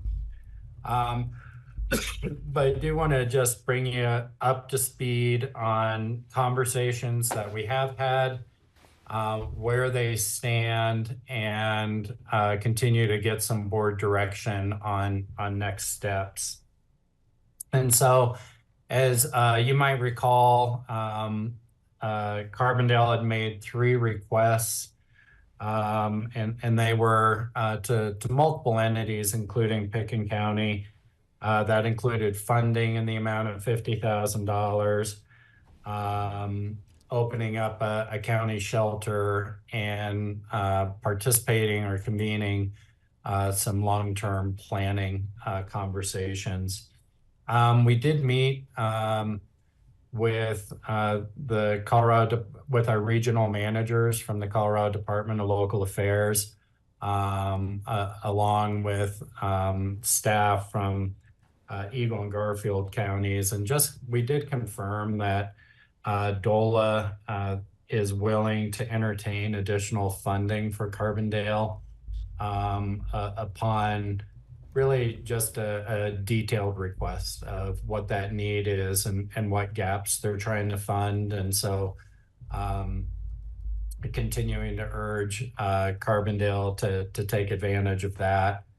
And then if there are any gaps from there, to bring those back for consideration. John, does that affect the expediency of action? If they've got is it a difficult process with DOLA, or just something they need to get done? No, it's been a really I think DOLA's been really responsive. DOLA has already awarded 200 and I want to say 23,000 or 33,000 to Carbondale. I don't believe they've drawn against those dollars, so those resources are sitting there right now. And so I think Carbondale has some time to identify gaps while continuing to provide services. So that's there. And this was really kind of an off-cycle request that DOLA responded to very quickly. I will note that Department of DHS EM, Human Services Emergency Management, did announce $4 million in funding However, that funding is pretty, it's limited, right? It's limited to folks who already have papers, folks who have already been in shelter services with the local government, and for services to transition to either more permanent housing or case management services for stability. It's really not where any of the communities in the Roaring Fork Valley are at right now, and would more likely probably be used on the Front Range, particularly Denver. Denver stood up those types of services, and Lindsay's going to be able to give us a little update on that. But the other state funding sources, I guess, bottom line that we've been looking at probably aren't yet applicable, maybe at some point in the future, if they're still available.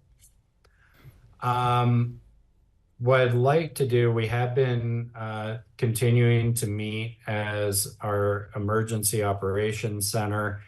We do have a couple of updates as far as where those efforts stand. I guess what I do want to flag for the board, and we'll take a step back after this, is, there was some interest by the board in potentially standing up a safe outdoor space like we did during COVID at the Brush Creek Park and Ride. We did confirm that when we did the work at the Brush Creek Park and Ride, that infrastructure that was temporarily put in to support that safe outdoor space was removed during that project. And we have some concern about being able to respond quickly to replace that. During COVID, everyone was shut down, and it was a lot easier to find people to come in and do work quickly. And we did it when the ground wasn't frozen. Of course, it's been warm enough, maybe it's not frozen now, but some circumstances there. But we have some alternatives for the board to consider that we're going to talk about in a minute.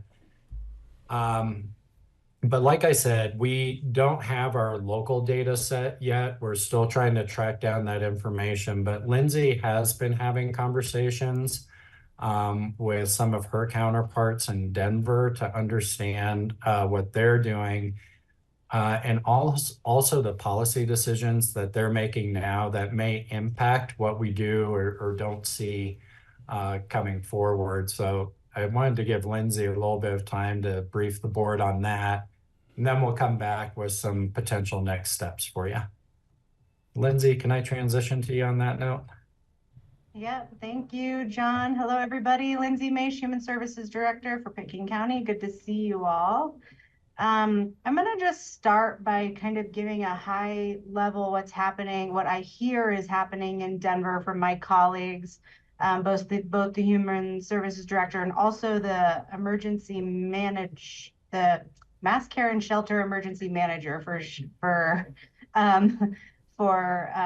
Denver County right now. There's a lot happening. They have a very robust budget of $180 million for shelter expenses budgeted to this year.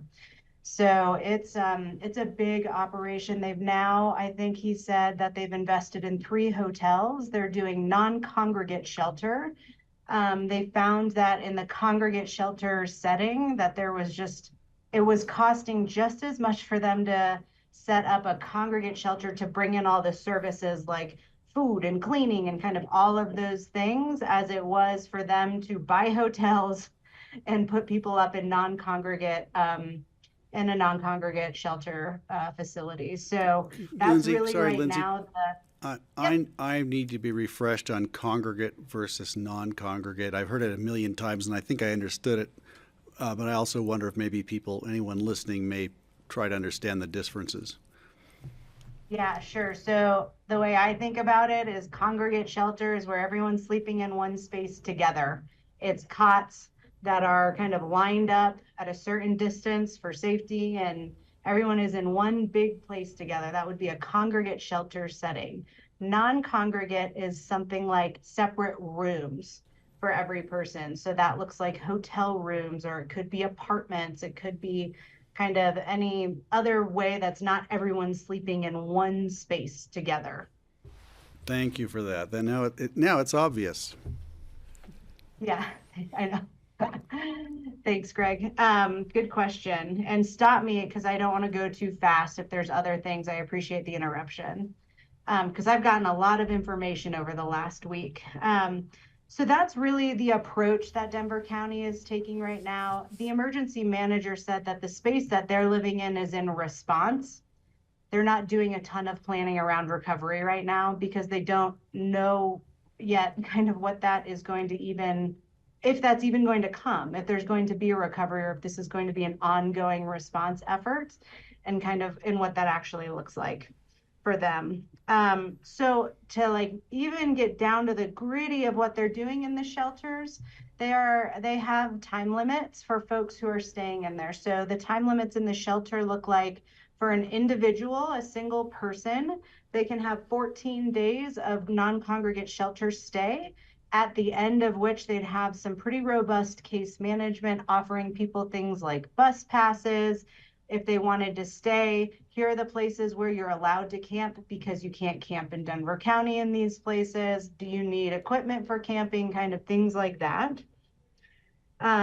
So 14 days for single individuals, and then 42 days, which equals 6 weeks for families who are coming in to that space. So they're allowing people to stay in that non-congregate shelter model for up to 42 days if it's a family.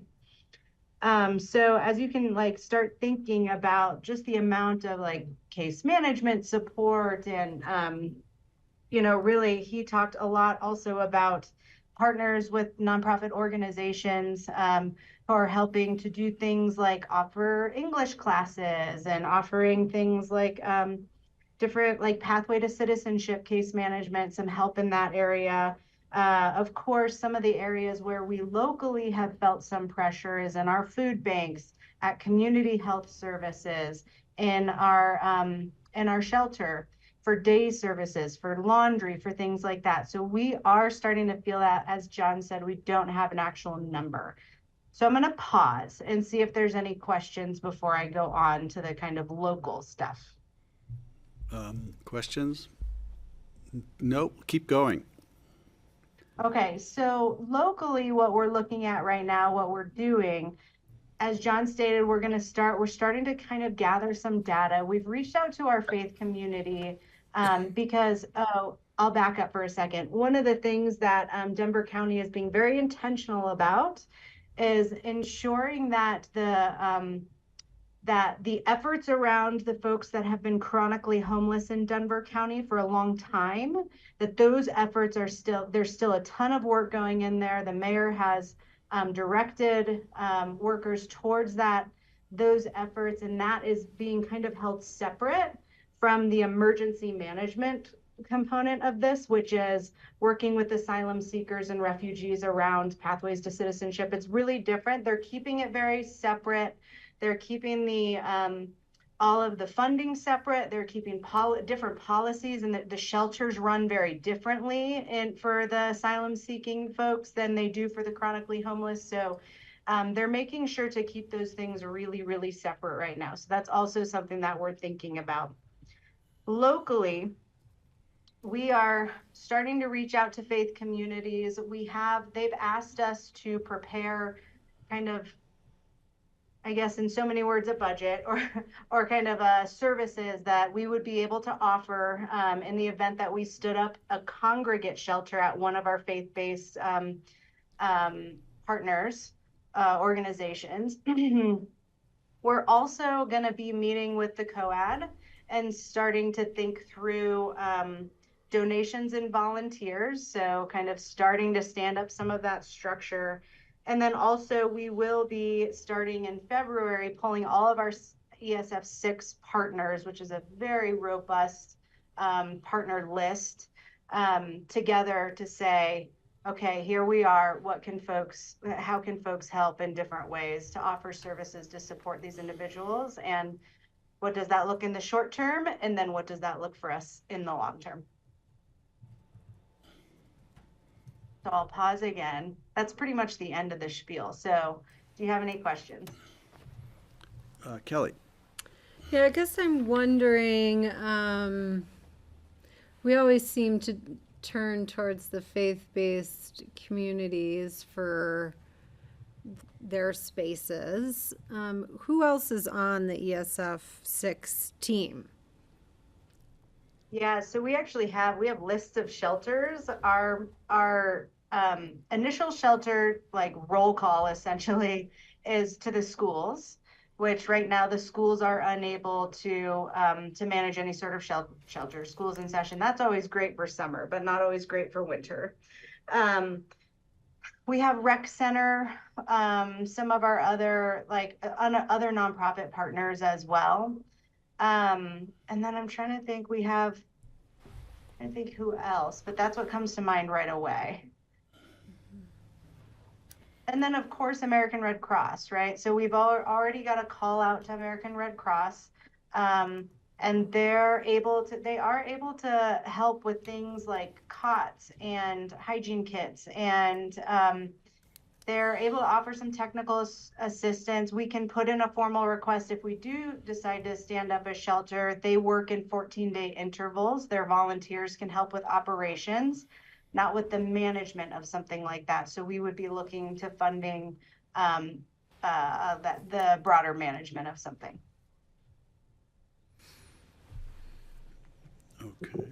So Lindsay, this is Yeah. more a comment than a question, but I just read an article this morning about the cities are crying for help across the United States because there are so many immigrants being bussed in from Texas, is the way they put it. But most of these people who are coming to this country, a lot of them could be classified as climate refugees. They're fleeing.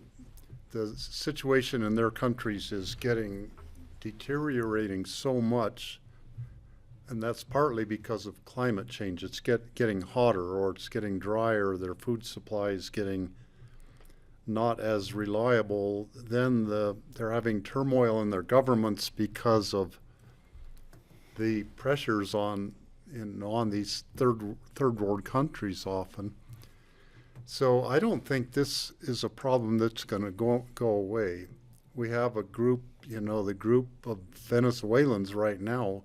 Next year and the year after, I think we are going to continue to have this situation in the Roaring Fork Valley where we'll have more unhoused people than we traditionally have had. Just the chronically homeless people are a different category than people looking for jobs and who had to leave their home countries, and they are ending up here looking for a place to live and looking for work.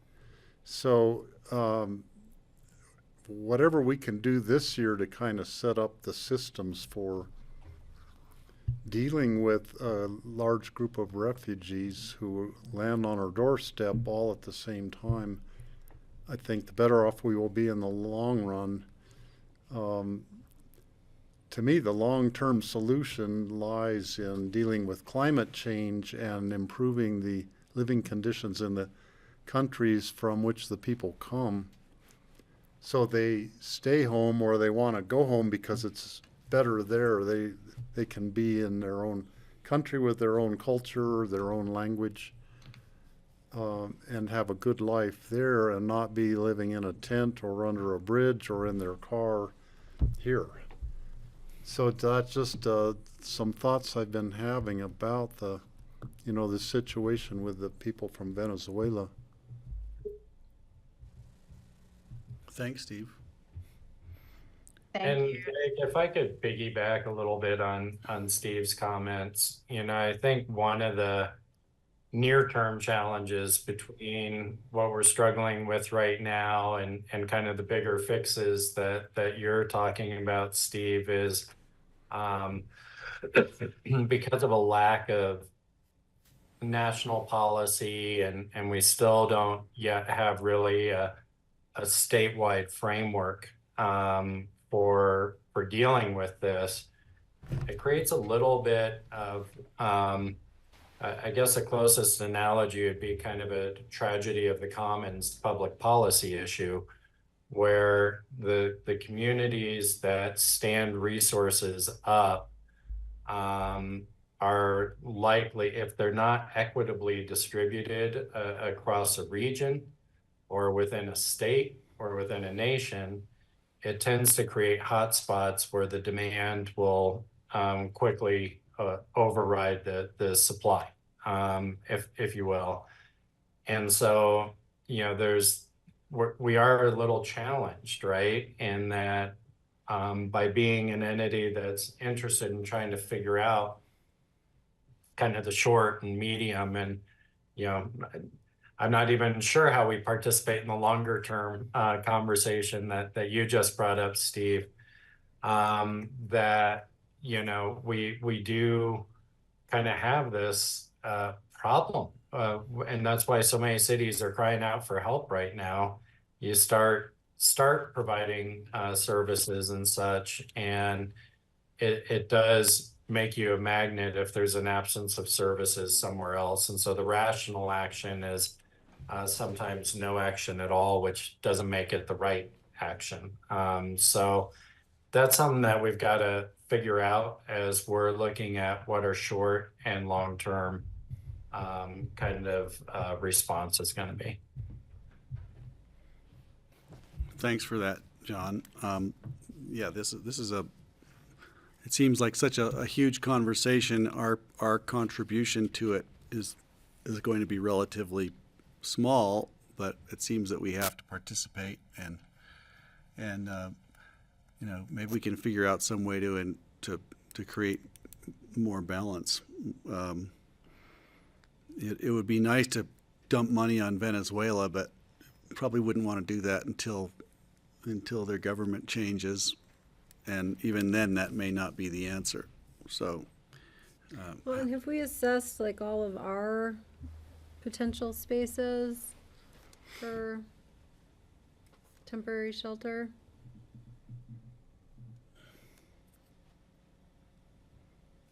Yeah, well, and I'm not sure, Kelly, when you say "our," if it's a community or county. You know, we did assess, you know, where we could stand up quickly right now is, you know, taking over more of the Schultz Health and Human Services building, conference rooms. We have some expansion opportunities there.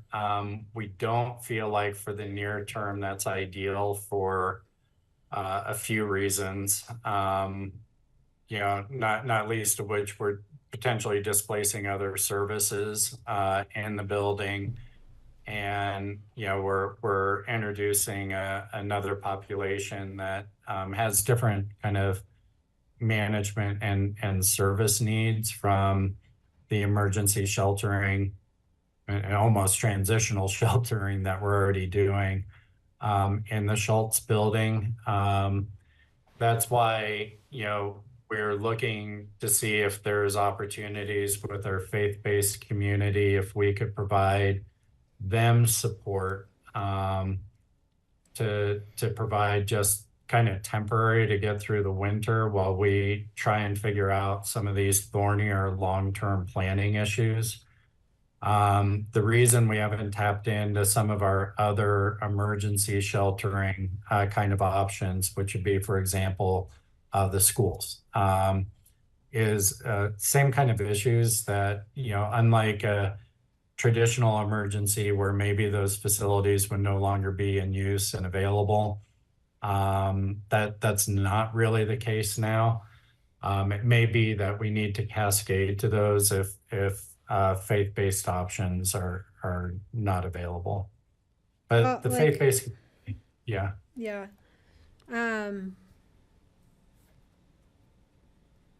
Yeah, I mean, I don't know. You have to contemplate multiple uses at a lot of these spaces. There's, you know, I just don't see how there's another way for that. You know, what about our space up at the landfill that, the new building that was built for a repair facility. I mean, that is a huge facility. I don't know how maxed out it is on being used right now. And the challenge there. I'm just, well, there's always challenges, and I just sort of wonder, like, what can we show up in a yes, profile with? Like, I don't want to say, oh, well, the city of Aspen, I mean, they've got in the school district, well, they've got, like, I don't want to say they've got, I want to say, what do we have?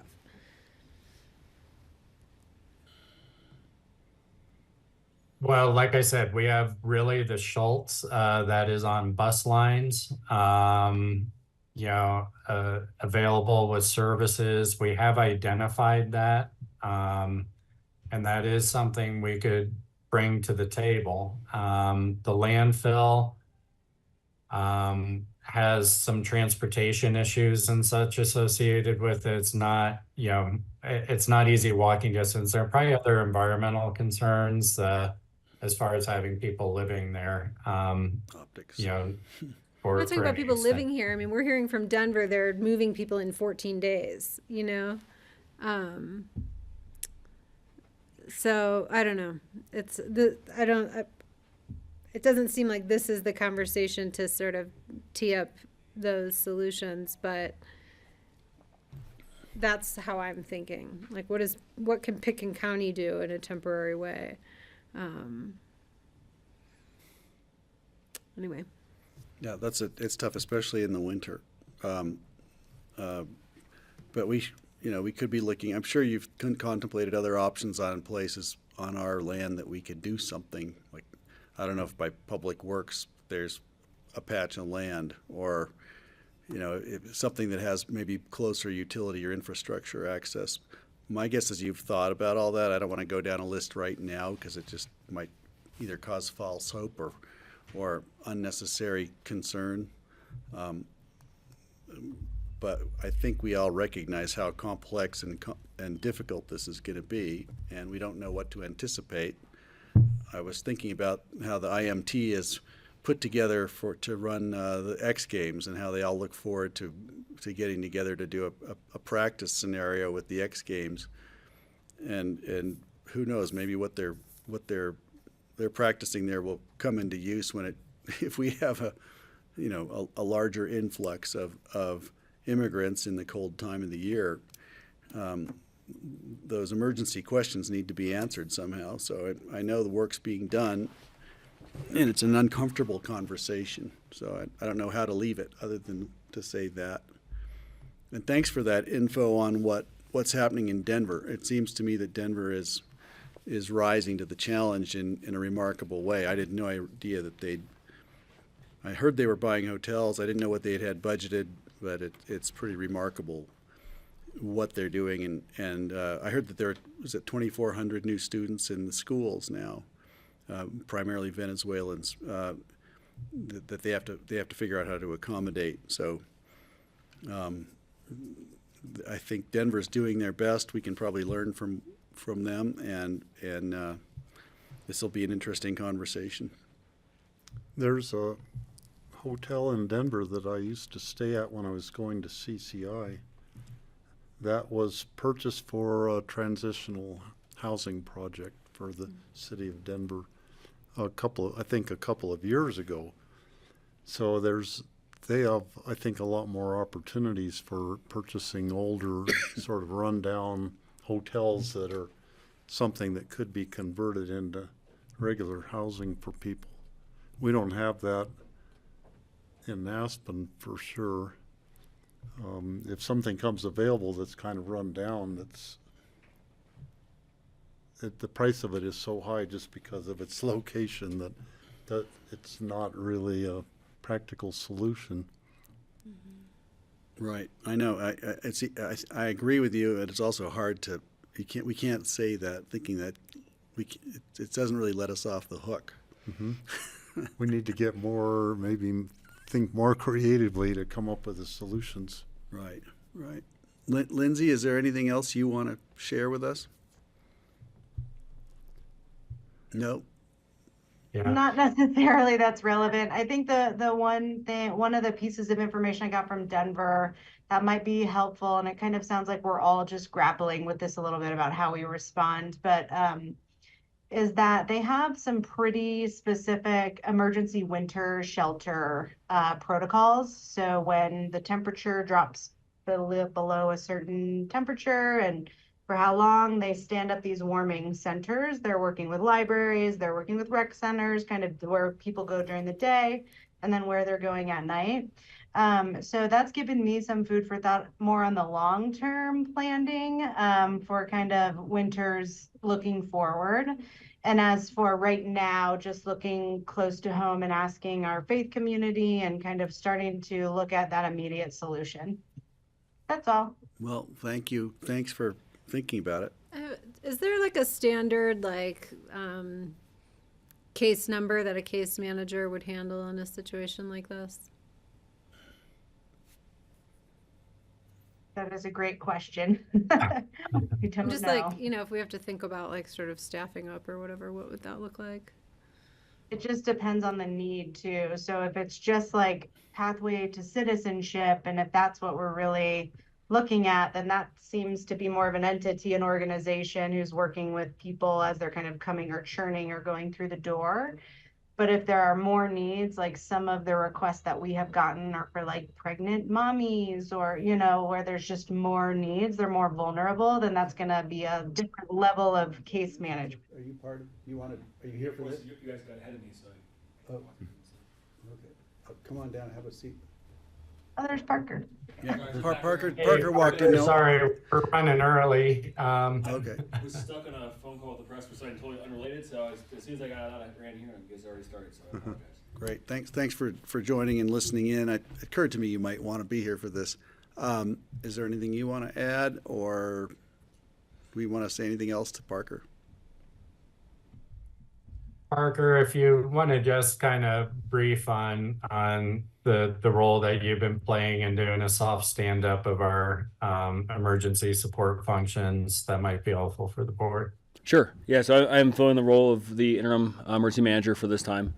So with this, as we were confronted with this challenge, setting up different segments of the Emergency Operations Center.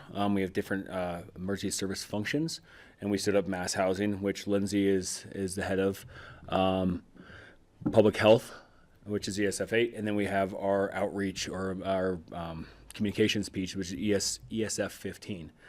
And then from there, we can borrow from the other 12 or so ESFs for what we may need. And so as we kind of plan through this process, it may require, for obviously, if we're going to start supplying resources, finance, getting someone involved there so we can track, as well as procurement. So standing up the parts of the EOC we need as we confront the challenges. So that's my role, is to kind of get those people organized. And I will say kind of the difference we see with this, at least Denver and other areas have the model. We have the IMT for specific incidents. This is a different something. So a lot of the places it's an EOC-led event. So it's kind of the ESF that has the most skin in the game, so to speak, kind of takes that lead role. But it goes across all different boundaries in that system. So I'm just here to help try and coordinate for the time being. So I'm sure that Lindsay and John filled you in on everything else that I could possibly say. So How many people do you have contemplating this, working on this, or thinking about it at least, or have been contacted? So when inside each ESF, there's 3 to 5 actively working. So I think on our last call, there was roughly around, I'd say there's probably about 20 people. We do have our emergency manager, our regional emergency manager from the state. She's been involved in helping to provide resources and guidance from the state and what she's seen or what her counterparts at the Front Range are dealing with, to kind of give us that feedback as well, or that information. So we have her, ESF 6 with Lindsay, ESF 8 with Jordana, ESF 15 with Marcy. We're going to pull in procurement to the one this week, to our meeting this week, so it'll grow as need be. So I'll say that number in the last 2 weeks has been about 20. I'd say this week probably go towards 25, just for information sharing. The more people who who are involved in getting eyes in the picture, the better picture we're going to have. So trying to find that sheltering options. It's a challenge up here, because property values are so high. But maybe there's somebody in that ESF 6 or who's related to it who might have some sort of insight. This is available that hadn't crossed anyone's mind. So I think that's key. Great. It's problem solving. It's great to have you in the ESF working on that. Thank you. It's a great group. It just occurred to me as you were talking about this and what it would take to stand up, shelters on any sort of scale. I was remembering that Camp Hale was built around 1941 or 40. They built it in 6 months and they housed 12,000 people. Correct. And that was a national war effort.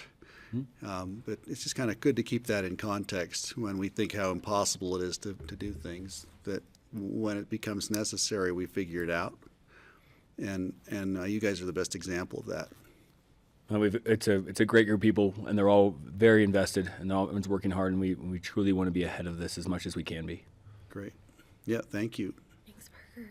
Well, Thanks for coming. our intention, unless the board feels differently, is to continue working through, developing out those sheltering options through the winter.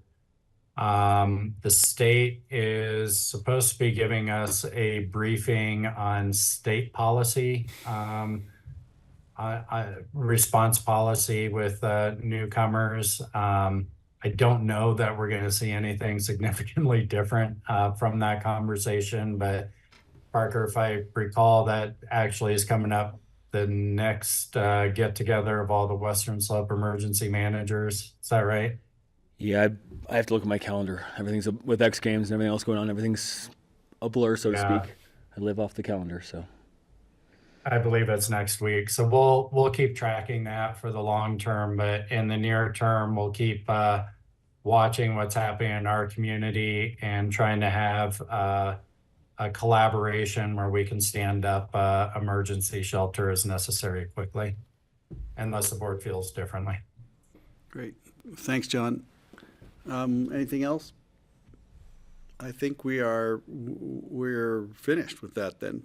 Parker, thanks for coming in. Lindsay, thanks for joining. John, thank you for that thorough conversation. Comes to the end of our agenda for the day. We're 15 minutes early. Some And other open oh, discussion. we have open. We still have open discussion. If there's anything else from you, John. I think I've taken more than my time on that. Okay, I'd forgotten that. Kelly, go ahead. Sure. I think Lindsay hopped off, but I just wanted to give a little update. I used my discretion as our delegate to the CCI's Health and Human Services Committee with input on Lindsay to sign or to register Pitkin's support for CCI to sign a letter to the Joint Budget Committee related to administration funding for human services at sort of Lindsay's guidance that the budget being proposed takes away some funding that had been in there for 2 years that would have helped counties become more whole in their administration funding. And so there was some recommendations about what the budgetary process should look like for human services. And I'm happy to forward that along. And then I received a request via CCAT on a bill. Oh, she heard me and forwarded it. Okay. On a bill that Julie McCluskey is sponsoring that I'd love to give our input on. It's related to directing the Commissioner of Insurance to do a study on the availability of insurance to multifamily properties, HOA properties, condo hotels, et cetera, that are struggling to remain insured or retain affordable insurance. And they're requesting our support for a meeting that they have with the speaker scheduled tomorrow. So I wanted to check in on that. Any comments, check-ins, thoughts? It's a study bill related to cost of insurance for multifamily. I think it's something worth following. Okay. Can I say that we support the concept? Sure. Yep, definitely. Okay, thank you. And I think that's all I have right now. Great. Thank you. Steve, anything from you? Nothing I can think of. This Thursday we're kicking off the legislative season on our part with CCI on Thursday and Friday, CCAT meeting on Thursday late afternoon. So we'll be hitting the ground running pretty fast here, and Oh, yeah. that'll be interesting. I also wanted, sorry, one more update. Representative Velasco reached out to me yesterday related to a bill that one of her colleagues is sponsoring related to fees for private aircraft. She had remembered that we had talked with her, over many years about our desire to increase the fine schedule for violations at the airport. And said she thought that we could insert that language into this other bill to get that changed. So I've asked John Ely if he remembered any legislative language that we had crafted in the past. If you may remember, we brought this to CCI and requested that they make this a priority bill, and they declined, feeling that it didn't really apply to enough counties to merit their participation. But this could be a good opportunity for us to make that change. And so want to just reconfirm that we still feel that way, and that John Ely can craft language to submit to Rep. Velasco. I support it in principle. I'm wondering about, is this something that's entirely within the states? The state can actually help legislate that, or is this an FAA thing? Is this not a federal? So the violation limitation is statutorily tied to our airport code. Okay. So it's the limit on county code violations is $1,000 per violation per day. Got it. Interesting. Right. So that's where the local nexus is for it. I see Rich has just joined us. Comment? Yeah, thank you, Board. I was just going to reiterate that staff would certainly support continuing that effort. I know we brought it up a few years ago, and the fine is just so low that, it doesn't do much for deterring these breaks in our curfew or noise violations. So we'd certainly support that effort. I don't know what it would look like, but we know that it would help to have those fines raised. Thanks, Rich.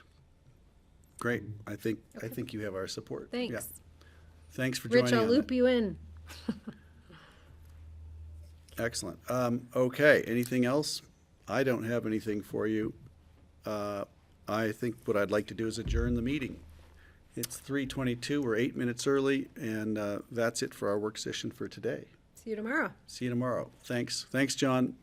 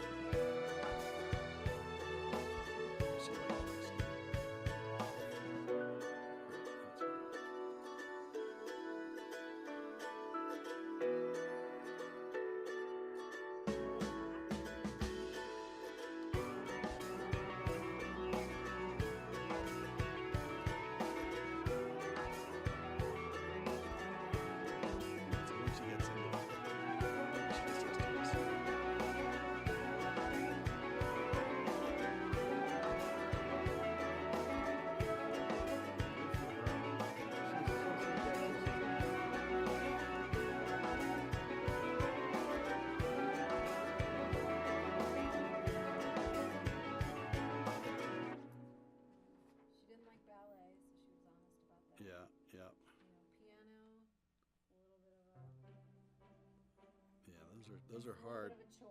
Yeah, how to make it fun for them. Doesn't really complain.